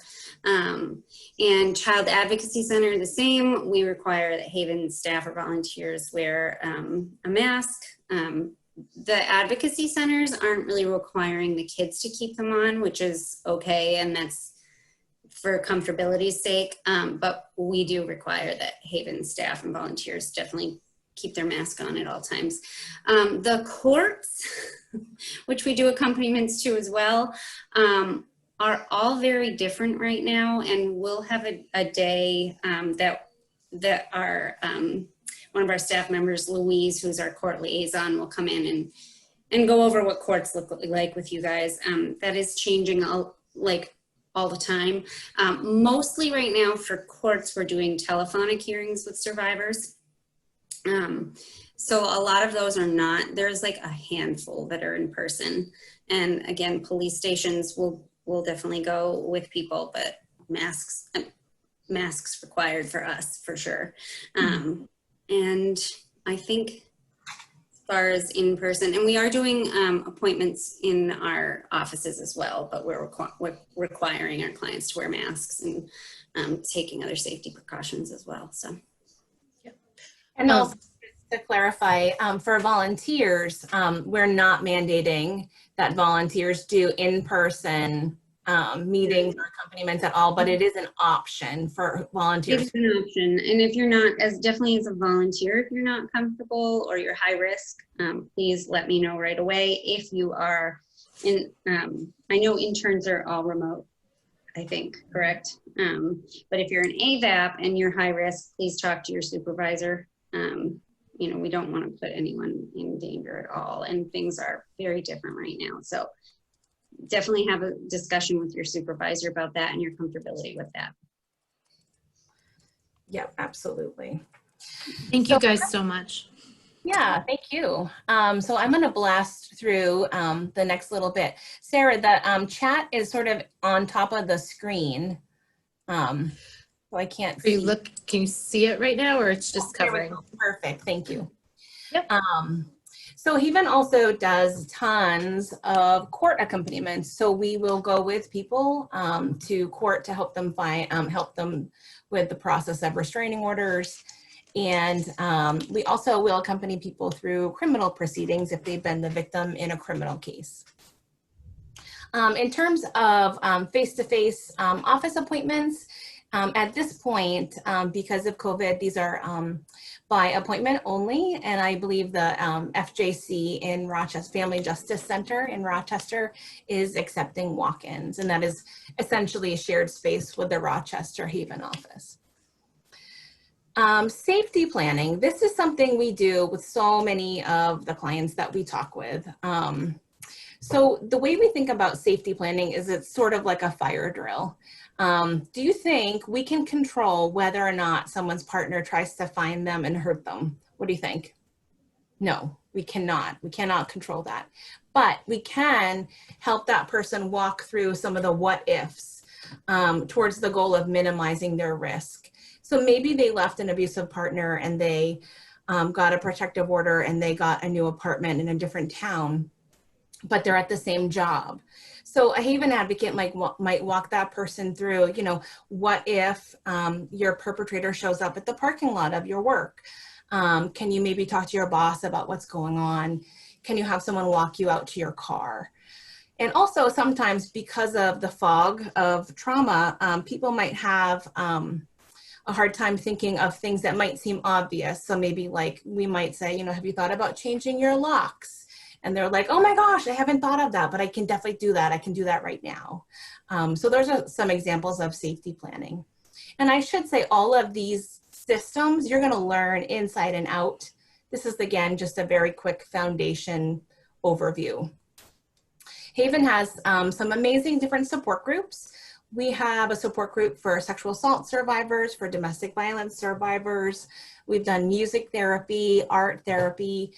One of our most loved groups is our Haven Empower Yoga, which is a touch-free, trauma-sensitive yoga practice.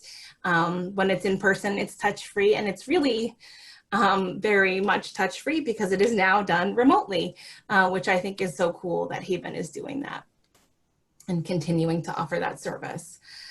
We've also done coping skills groups. We do programs on financial literacy. And then we also do a support group for incarcerated women at the Stratford County Jail in Dover. And that is because we know incarcerated women have a super high rate of prior trauma. I think it's like, what is it, like 70%, Sarah? Does that sound right? I think it's even higher than that, actually. Yeah. In the general population, it's probably around 70. In our jail group around here, it's in the mid to high 90s. Yeah, yeah. So it is a really powerful group, and the women in the group absolutely love it, and the facilitators love it. It's really amazing all around. Haven also has an amazing emergency shelter, which helps survivors in imminent danger to secure safe temporary shelter. And then we also have a housing program, a housing specialist, who is helping clients get long-term, safe, sustainable housing. And that is through building partnerships and connections with landlords and housing departments, as well as helping support and mentor clients on how to be a good neighbor, how to be a good tenant, and supporting them through that financial literacy and budgeting stuff so that they're really set up for success when they move on to that new place. And lastly, even though Haven does so much, we have so many moving parts, we're not everything to everyone. We're not mental health therapists. We're not attorneys. So we do a ton of referrals to help people get linked with financial assistance or legal help, mental health support, and so on. So I think that is at the end of the, oh, okay. So I'm just looking at the time. It's 7:32. What would you like to do, Sarah and Lila? Should I continue, or do we want to? I think we're pretty close to being done with this section. I think we're good. Yeah. Zip through. So how Haven is funded. We have an amazing patchwork of different funding sources. The greatest portion obviously is federal funds, federal grants. The fundraising and charitable giving is about 25%, and I think these numbers might be from 2019. 18% is funding through the state grants, 6% from towns and cities, and 6% private grants and foundations. And then the little pie sliver is the 2% is program honoraria for training and prevention programs. But when you look at all of the pieces mixed together, we actually have to do a ton of footwork to get funding from cities and towns, from private grants, to get the honoraria, as well as all the special events and fundraising. So all told, we raise about $585,000 a year. So a huge portion of our $1.5 million budget. Awesome. Oh, sorry, there were arrows and I missed them.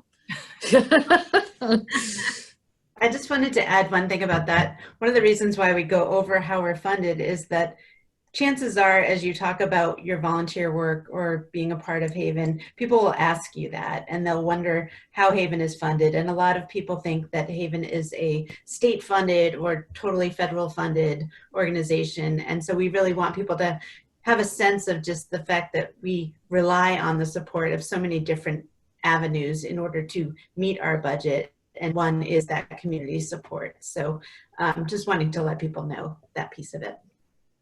Absolutely. So, and again, in terms of when we're getting the word out and connecting with the community, we are always looking for volunteers, and volunteers can help with really every aspect of Haven's program. That's helping at our front desk in our Portsmouth office. Right now, we're not offering that opportunity because of COVID, but we have volunteers helping lead the organization through the board of directors, helping on the development committee to do fundraising events and other kinds of projects. Obviously, all the wonderful client service advocates that we have, but we also have volunteers that help with outreach and typically will help us do info tables at fairs and festivals, also not happening, sadly. Right. But someday we'll be back doing all those fun things. And here we go. And then also, we're always just, when we're out in the community, and we're sharing this piece because all of you now are a part of Haven. You are now ambassadors for Haven. That means you can help share what makes Haven special to you. You can talk to your friends and family and neighbors and coworkers, and maybe those people want to help support us financially. Maybe they have special skills or connections that could be really helpful for Haven. Maybe they want to do a gift card drive for Haven. We had a church group that built a sandbox for the kids at the shelter. So just keep those things in mind, because you're special to us, and then you can also, you know, as ambassadors, you can share what you love about Haven and help connect those people. And I would also say, if you don't mind me jumping in, Annie, No. I think now is an especially important time for us to really rely on all of you talking about Haven, talking about your internships, your AVAP service, your volunteerism, because we're not in the community the way that we usually are. There aren't fairs and festivals and tables, and people are not just happening upon our materials at all the outreach events we normally do. So the more you talk about it, the more you share our posts on social media, the more you comment on articles, like that really helps to raise awareness in a different way, which is a lot of the work the outreach team is doing right now, is figuring out how do we make sure people know that we're here in this very different time. Yeah, absolutely. Thank you. That's such a great point. Okay. So now it's time for an activity. So I have to jump off the call, but it was great to meet everybody, and welcome to Haven, and I look forward to our continued work together. So thank you for taking the time. I know it's a lot of work, especially remotely, to go through training, but I think you will find that it is an incredible experience and you are truly making a difference. So thank you. Kathy, thank you so much for joining us. All right, take care, everybody. Bye. All right. How's everyone hanging in there? Need to stretch.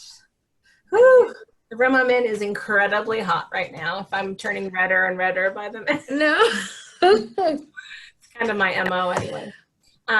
Okay, so we are going to do an exercise around listening and responding. And so we're going to have folks, we're going to pair you up, and we're going to give, one of you is going to be the listener, and one of you is going to role play as if you were a client, and we're going to give you what that, you know, some ideas of what that client might be going through. And so we're going to split you into groups, and each of you will get, each group will get your instructions. Okay, so I have the groups ready to go. I'm going to send you to your rooms in just a second. And Kyla and Annie, you are also going to be sent to your rooms. And then I am going to pair people up after we come back. So here, let's try our breakout rooms. Oh, and who's, everything? which of us is Yeah, good? who's in what room? The listener and who's the... You guys call it, because one of you is in breakout room 1. All right, Which I'm gonna be, I'll do the client. I'll be the client room. Okay, so I'll do the listening. Okay. So you'll do the listener room. Okay, we're sending you to your rooms.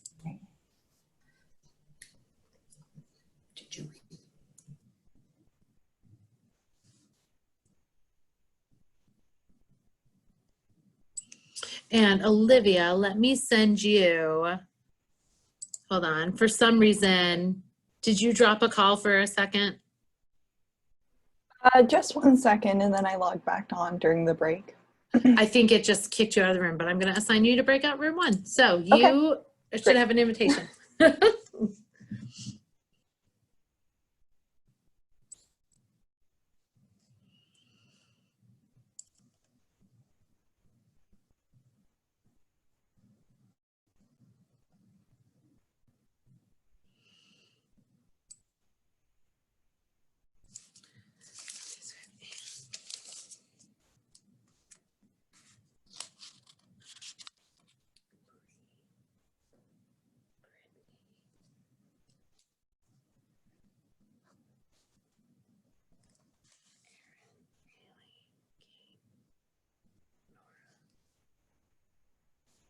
Olivia.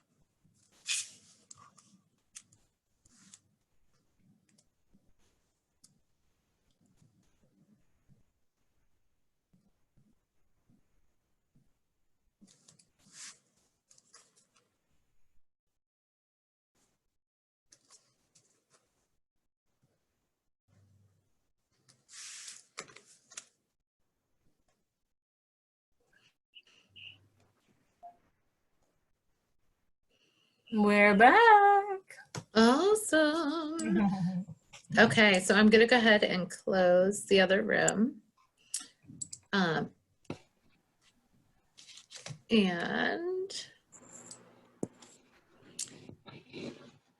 all right, now we're gonna create your many, many individual breakout rooms. This is how we're trying to do this.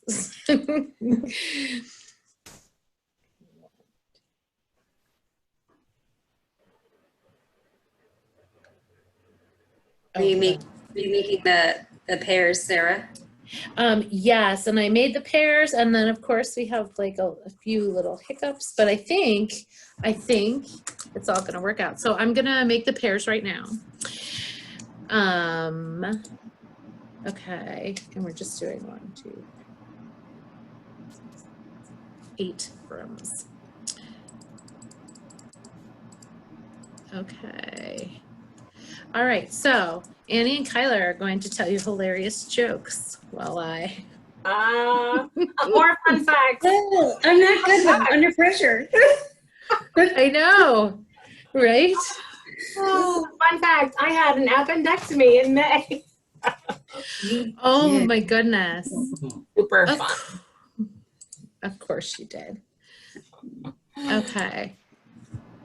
What's everybody's favorite food? You can just popcorn if you feel like sharing. How about that? That'll keep us busy. Spicy food. Spicy? Yeah. Does chocolate count? Yep. Oh, There you go. If you're an advocate, chocolate is one of the, well, it's a new food group. It's the 6th food group. it is. Annie, what do we say about self-care chocolate? I don't know. There are no calories in self-care There are no calories No in self-care calories, no chocolate. fat, right? It's delicious. That's all I know. Kelly, there we go. I like tacos. Ooh, I like tacos too. Oh, So We good. totally had tacos for dinner last night. That's so funny. that's we haven't had tacos in so long. I need to get on that. Mm-hmm. We live right near Loco Coco's, so it's pretty much a weekly taco event at our house. Oh. So Deborah, who you will meet, I'm sure, at some point, every night is a specified food night at her house. And there is no swaying from the food night. There is Taco Tuesday. She's not a spicy taco person though, is she? I don't think she is a particularly spicy taco person, no. Okay, everybody has been assigned to a room. This is very, very exciting stuff, folks. So everybody remember their instructions? We are going to send you to your rooms, and then if we need to send you a message in between, we will. Otherwise, we will bring you back in a few minutes, and then we will try all this jazz again. Okay, thank you.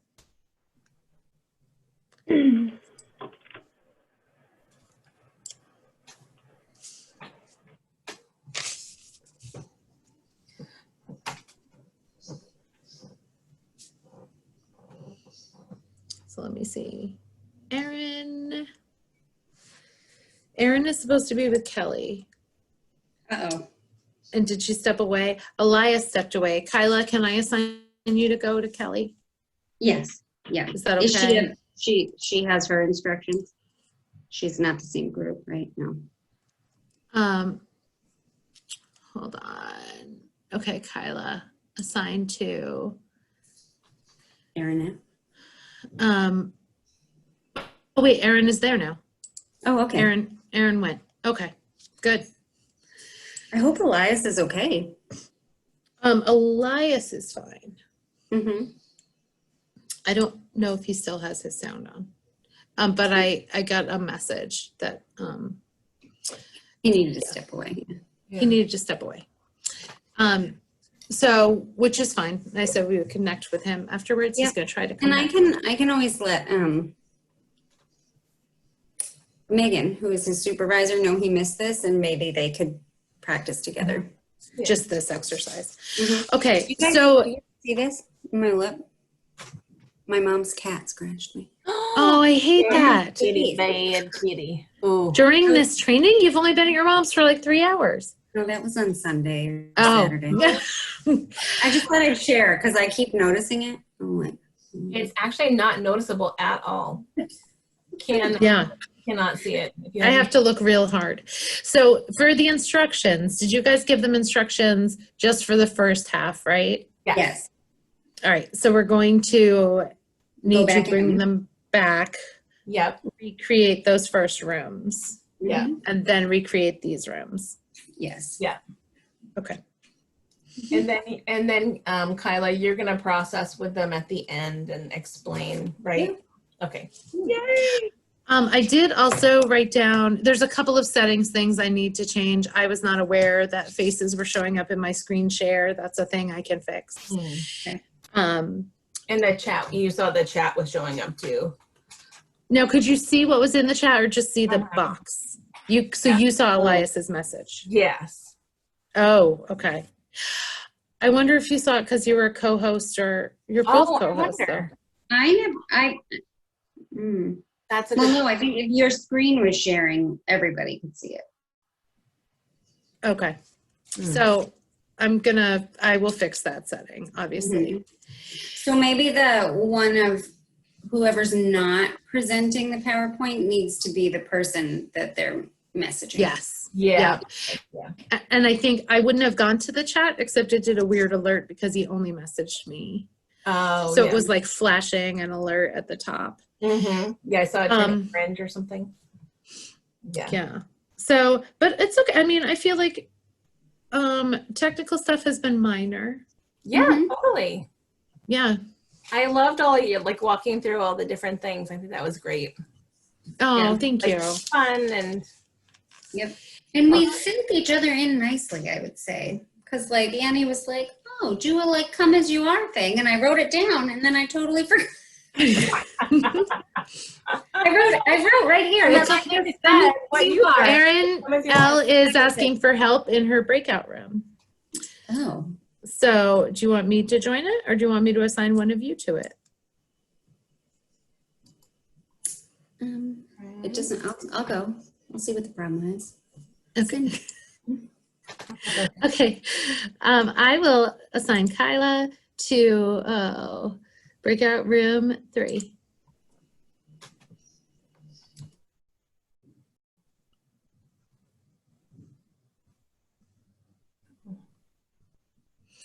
Okay. I thought we were frozen for a second. I thought so too. I think she was just concentrating.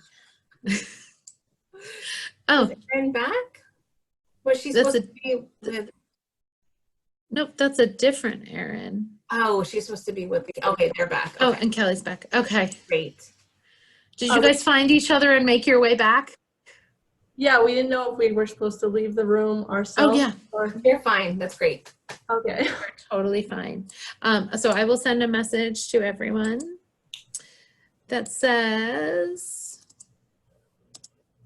when you finish, feel free to come back.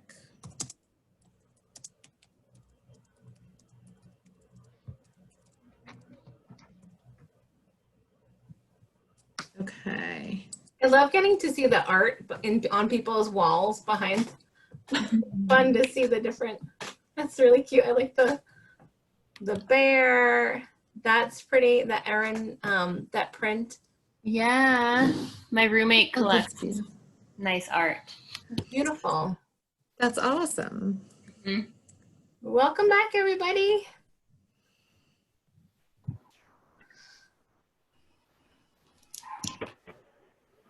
Right. Wait for everyone to pop back into the large group. Well, I was just saying it's fun to see the artwork behind people in meetings. I know my artwork. Well, the artwork here is pretty fun. We had the girls from. This is a terrible thing that I'm doing. I just dropped everything on the floor. And so we had the girls from Arts in Reach do a special workshop day where they created art for the Haven offices and the shelter. And so they were given the guidelines of something abstract and a series of like our color themes that they could play off of. And they made some beautiful, beautiful pieces. So it was awesome. Okay. Do we have everybody back yet? Almost. They were having technical difficulties over there. Oh, I'm sorry. Yeah, it's okay. We knew what would happen. And I was like, don't worry, it's okay. It's part of the process. Yeah. Totally okay. Okay. So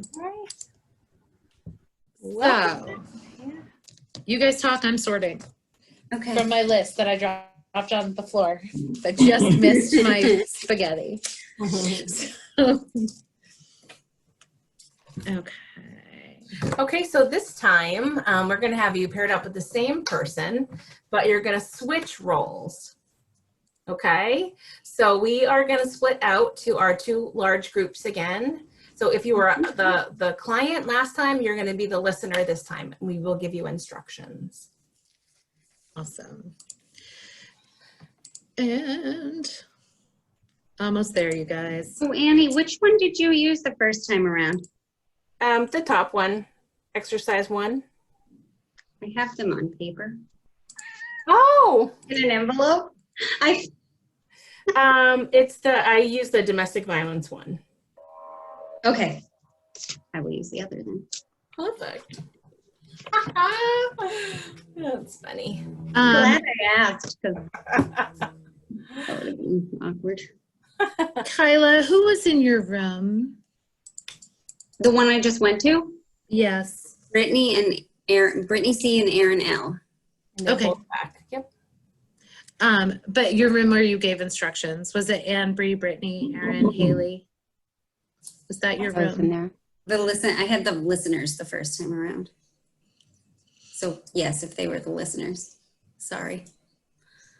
That's okay. Aaron, can you clarify for Tracy me? I had Tracy in my room, and I was a listener, yeah. Was Olivia in my room? And Aaron L., you were in Kyla's room? Yes. Okay, thank you so much. And then, Annie, I will assign you to the other room because that's how all of this works. Okay, I'm going to open rooms so you can get your instructions. Thank you all so much for being patient. There you go. Away we go. It makes me dizzy every time. Every time you all like pop back.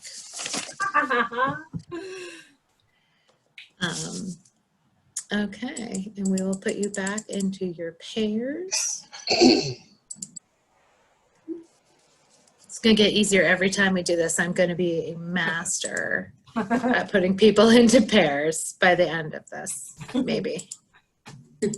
Maybe. Maybe. Have faith. I will try to have faith. I know. I'm so tempted to share more fun facts, but that does not help me do this any more quickly. So somebody else share a fun fact or else I'm going to start talking about it. I took 5 years of Latin. Oh my God. What? Wow. Yeah, they made me. So. Can you Nobody would do that voluntarily, trust me. Oh my God, that sounds torturous. And senior year, they actually came in, they had the head of the Latin department come in, show us our, what are those things, diplomas, and made sure we all knew how to read it. Most of us didn't. Just saying. That sounds kind of miserable. I'm sorry.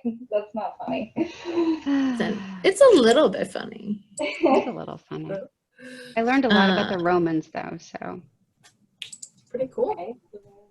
Okay, we've got Patricia and Kate and And, okay, we should be at our last breakout room. It should be Nora. Okay, and where would you Tracy. travel Okay. to? Where would you travel tomorrow if you could, if COVID wasn't a thing? Oh, England. Totally. England. Scotland. Iceland. Iceland. Yep. Iceland. Scotland. I would have to go to Scotland, or my boyfriend would probably he would probably die of shock because he's been asking to go to Scotland for like ever. He's like, our first COVID trip. As soon as we can go, we're going. I'm like, okay. Thanks, guys. Okay, thank you so much. Your rooms are open. And you may go to your rooms.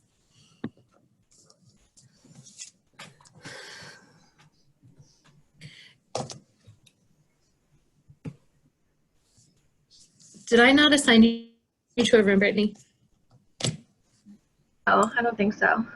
I think it says not joined. Let me see who your partner is supposed to be. Your partner Aaron is and L.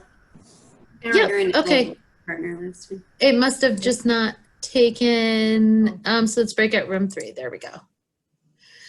All set now. Hello, time travelers. You've arrived at the year 2020. I arrived in my TARDIS. Thank you. It's bigger on the inside. So awesome. Do we have Don't say everybody it's smaller on the outside. It's smaller on the outside. Why does everybody say that? Yeah, we have everybody back. No, we're waiting for one pair. Oh, we are? Yep. Okay. Oh, Kelly and no. Kate No, and Patricia. Kelly's there. Oh, no, and Brittany and Aaron.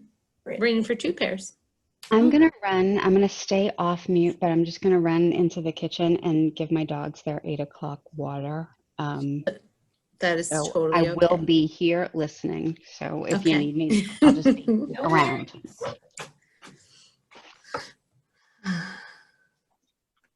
Okay, I'm going to go ahead and close rooms. We'll give the people who are still in there another minute. Oh, wait, it looks like folks are coming back anyway. There's Casey. Great. Are we missing one more person?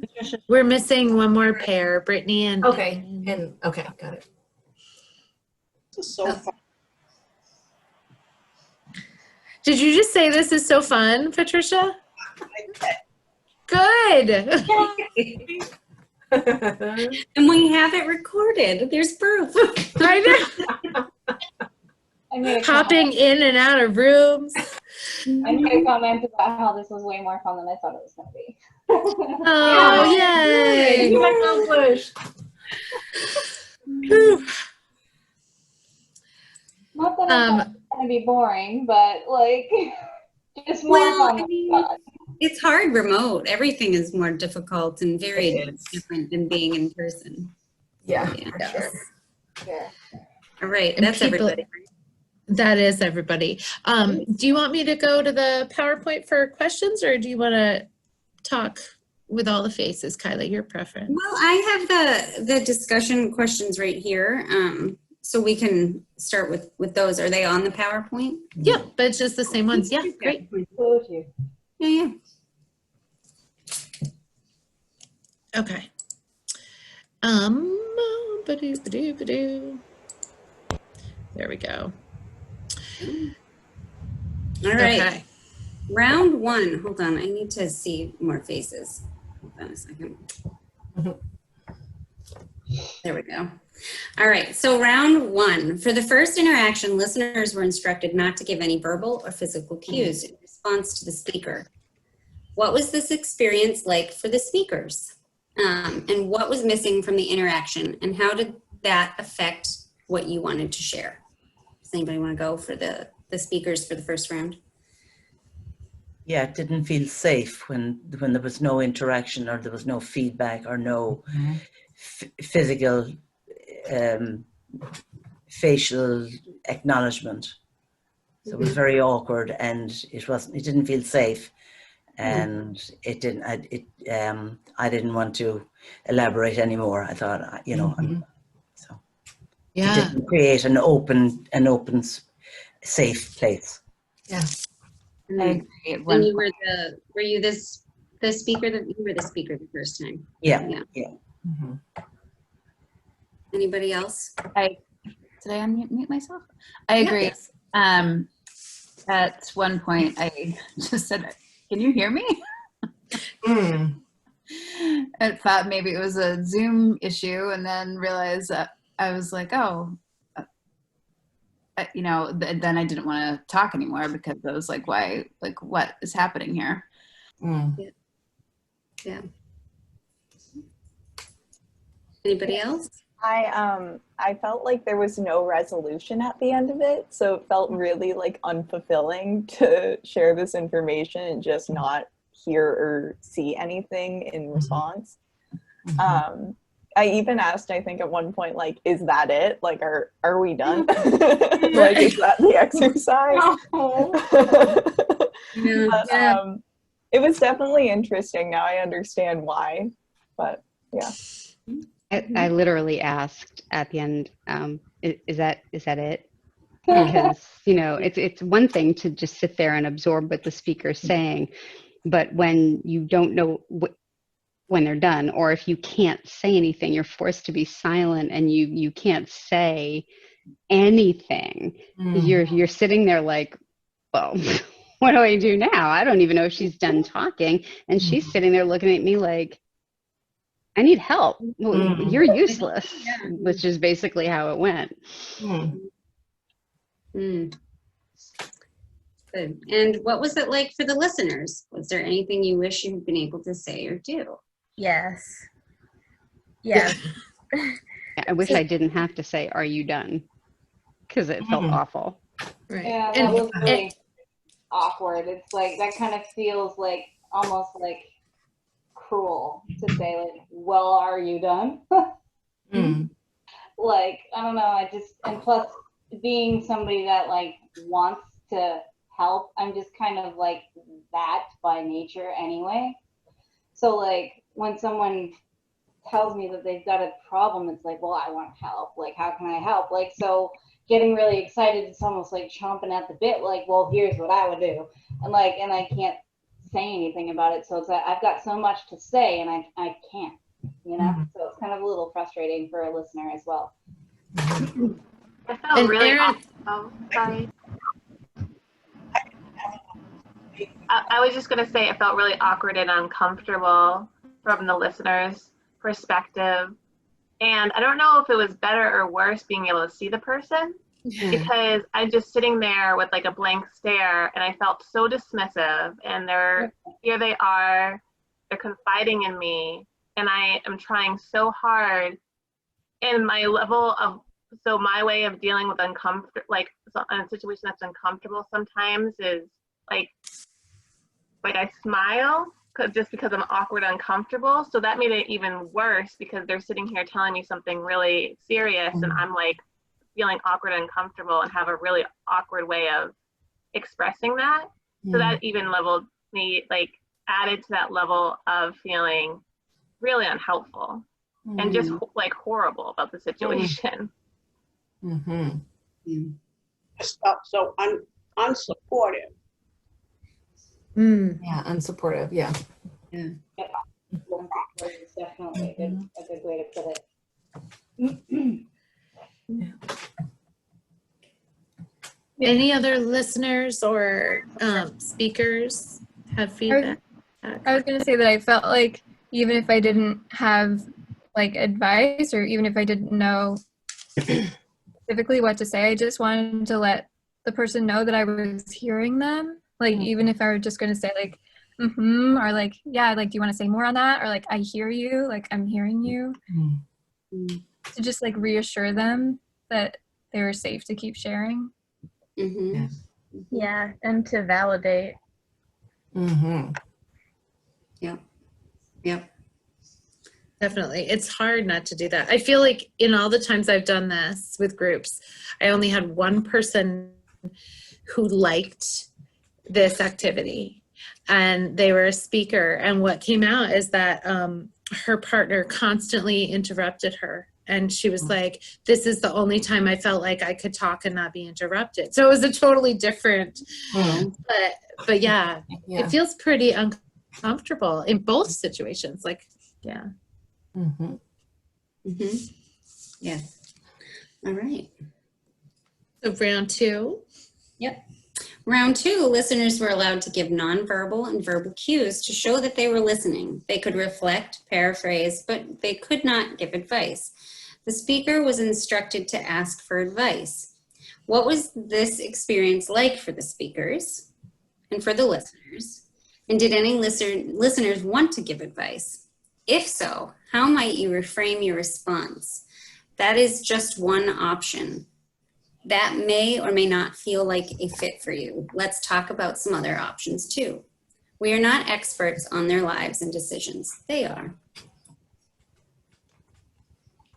I think as So a speaker, you feel validated as a speaker because, you've spent 4 months going through this and just feeling more and more alone and not being able to talk to anybody and feeling more and more isolated. So when you finally do have somebody acknowledge you, because you finally do have the courage to actually say something, you feel validated. They're paying attention. Somebody's listening. They're not judging me. Maybe, I'm doing the right thing now. Maybe this is what what I was supposed to do. And you feel validated, and that gives you the courage to keep going. And so I think that this was great. And the fact that I did not get advice, I was encouraged to keep going, but I wasn't given advice because it's not anybody's place to really give me advice. Like you said, these are not mental health. We're not mental health professionals. Even if we've been in the same exact position, it's different for everyone. So I thought that was, that second one was, I think, much better. So it was a great experience. Thank you, Nora. If I could speak for what it was like to be a speaker in this situation. I haven't been in that situation before, but like I have said when we were doing introductions, I am a domestic violence survivor, and one of the things my abuser would do would put me in situations where I felt like I didn't have a choice. And sometimes being in that state of mind, you're almost grasping at straws. It's almost like you don't know how to make the decision to move forward, to make better choices. So when someone is asking their advocate, like, what's your advice? They're literally asking you, what should I do? Because they don't know how to make that choice. I was there at one point where I didn't know how to make choices for myself. But I think it's really, really important when I saw the bullet point that says that's just one option, like that may or may not be a good fit for you. Let's talk about some other options too. So, like Tracy had said, it's not our job to give advice, but at the same time, we are still there to go through different options with them, and then they can make their own choice based off of what we talked about. But I kind of just wanted to touch base on what it's like to be in that mindset of not knowing how to make the choice. So when you're asking your advocate for advice, you literally don't know how to make your own choice. I think it also points out that a lot of times people in that situation don't know they have a choice. Right, exactly. So letting them know that they do have options is really enlightening. Absolutely. Anybody else? I was I was one of the listeners this time, and I've done something like this before in one of my classes. But I feel like the nonverbal cues are super important because obviously you want them to talk and be able to talk through how they're feeling and tell you their experience, but you also want them to know you're still listening. And I know it's definitely comforting when I see someone who I'm talking to and they make eye contact and are nodding or kind of doing stuff like that. So I feel like it's just reassuring to know that they're actually intrigued by what you're saying and listening and like trying to understand it. Yeah. Anyone else? Listeners, how did that feel? I think maybe another listener and another speaker. I was a listener too. And I found it kind of hard not to give advice. Not that I felt like there was like a specific advice necessarily to give, but I think that I kind of was just like actively trying to avoid giving advice. So I was kind of like I don't know. I mean, I think I like did it, but I just was trying to like reiterate that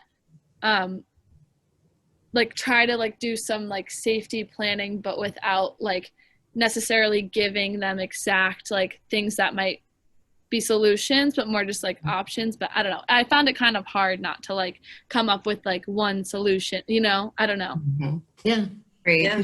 That is something that is really difficult on a call, because we do get calls like that. Like, tell me what to do. I don't know what to do. And literally that's not our job. So all you can do is respond with, well, here are your options. Like, which one are you most comfortable with? Like, can you think about, if you chose option A, can you think about how that would feel for you and what that would look like for your family? Or if you chose option B, like, what does that feel like for you? And how does that look for your family? And,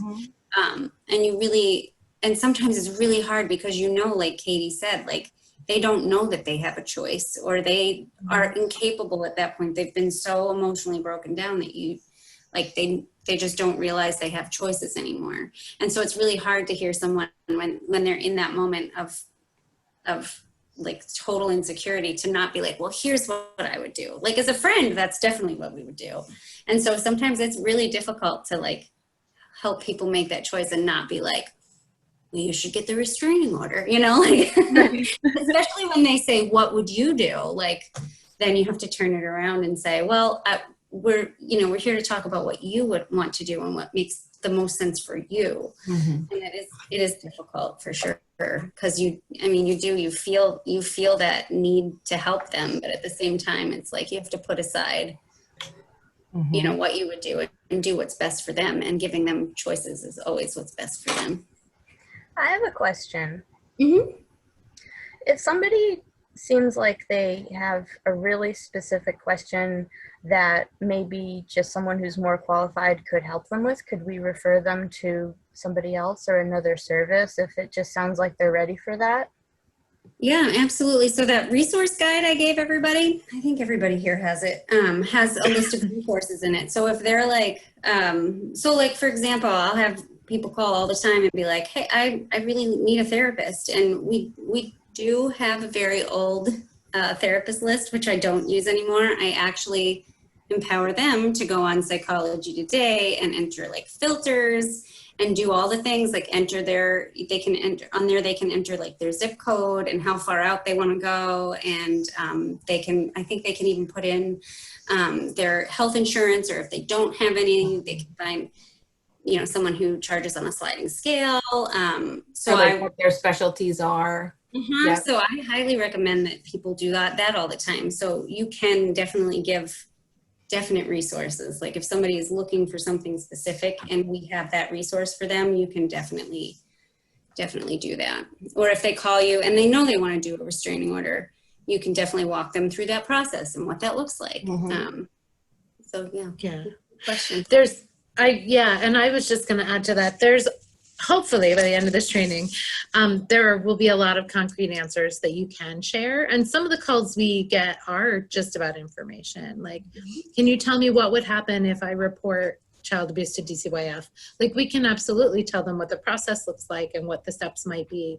It's the decision-making piece where we want to really avoid giving advice and making decisions for people. But yes, we will give you so much information that you can share. So I think the really important part of that exercise was to realize that all of you had the natural instinct to want to advocate for your partner.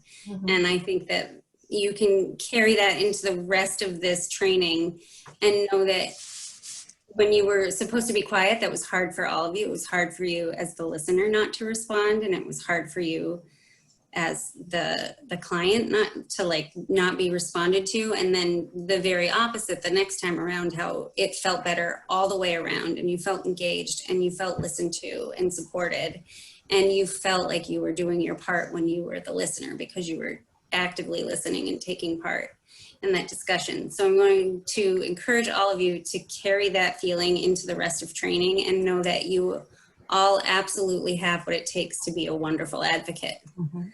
And you guys did a great job. And sorry we made you so uncomfortable when you couldn't respond. I know. And I think you already covered this, Kyla. Sorry, I'm just a slide behind you. Oh, that's fine. I went ahead of you. I'm sorry.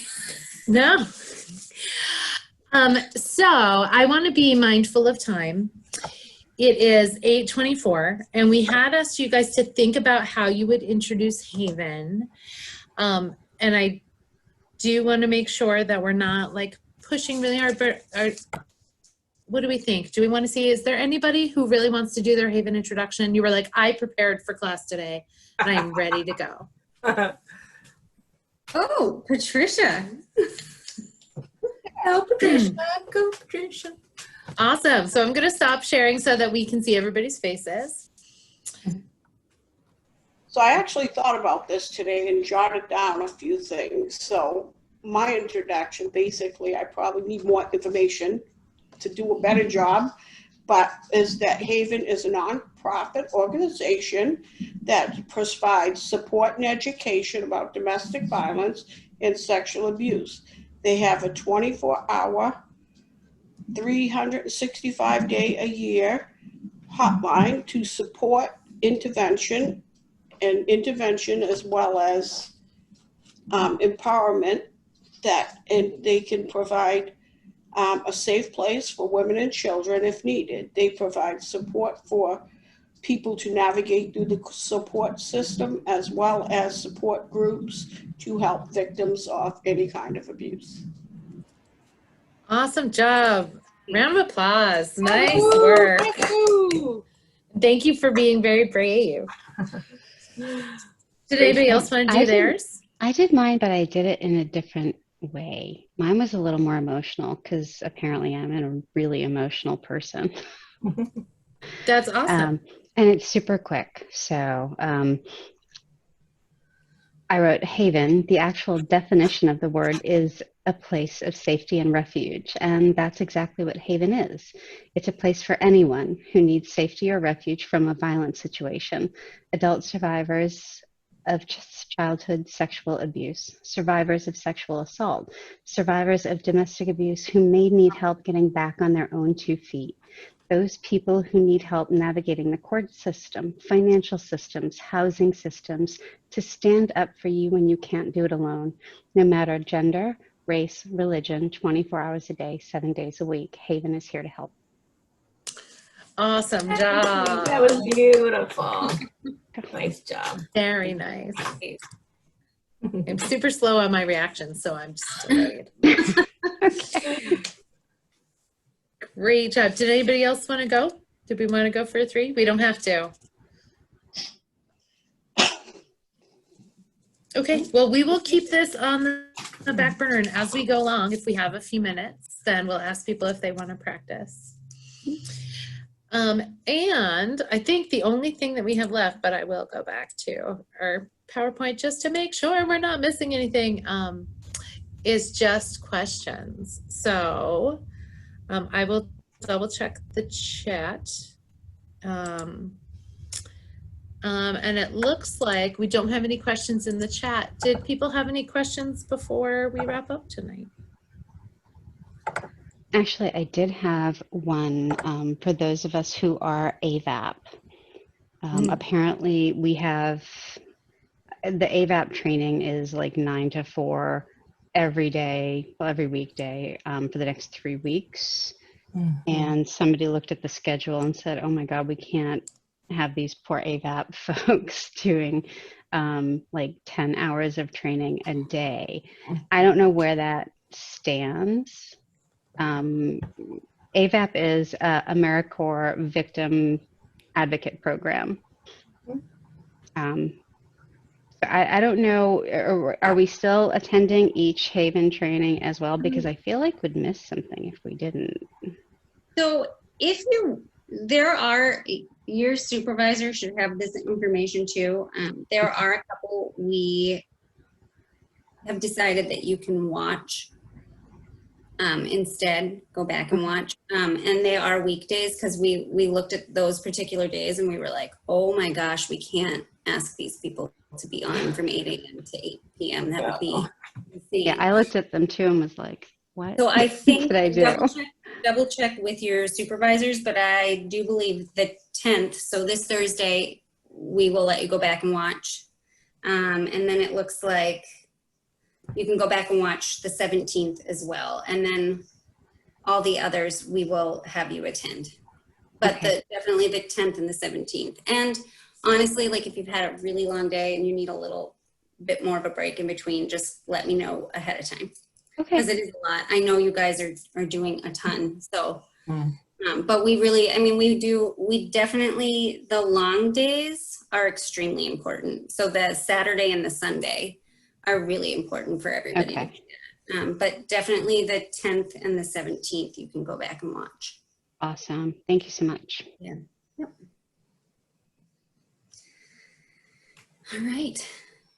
I think we're done for the night. Amazing job, everyone. Thank you so much. You guys were so great.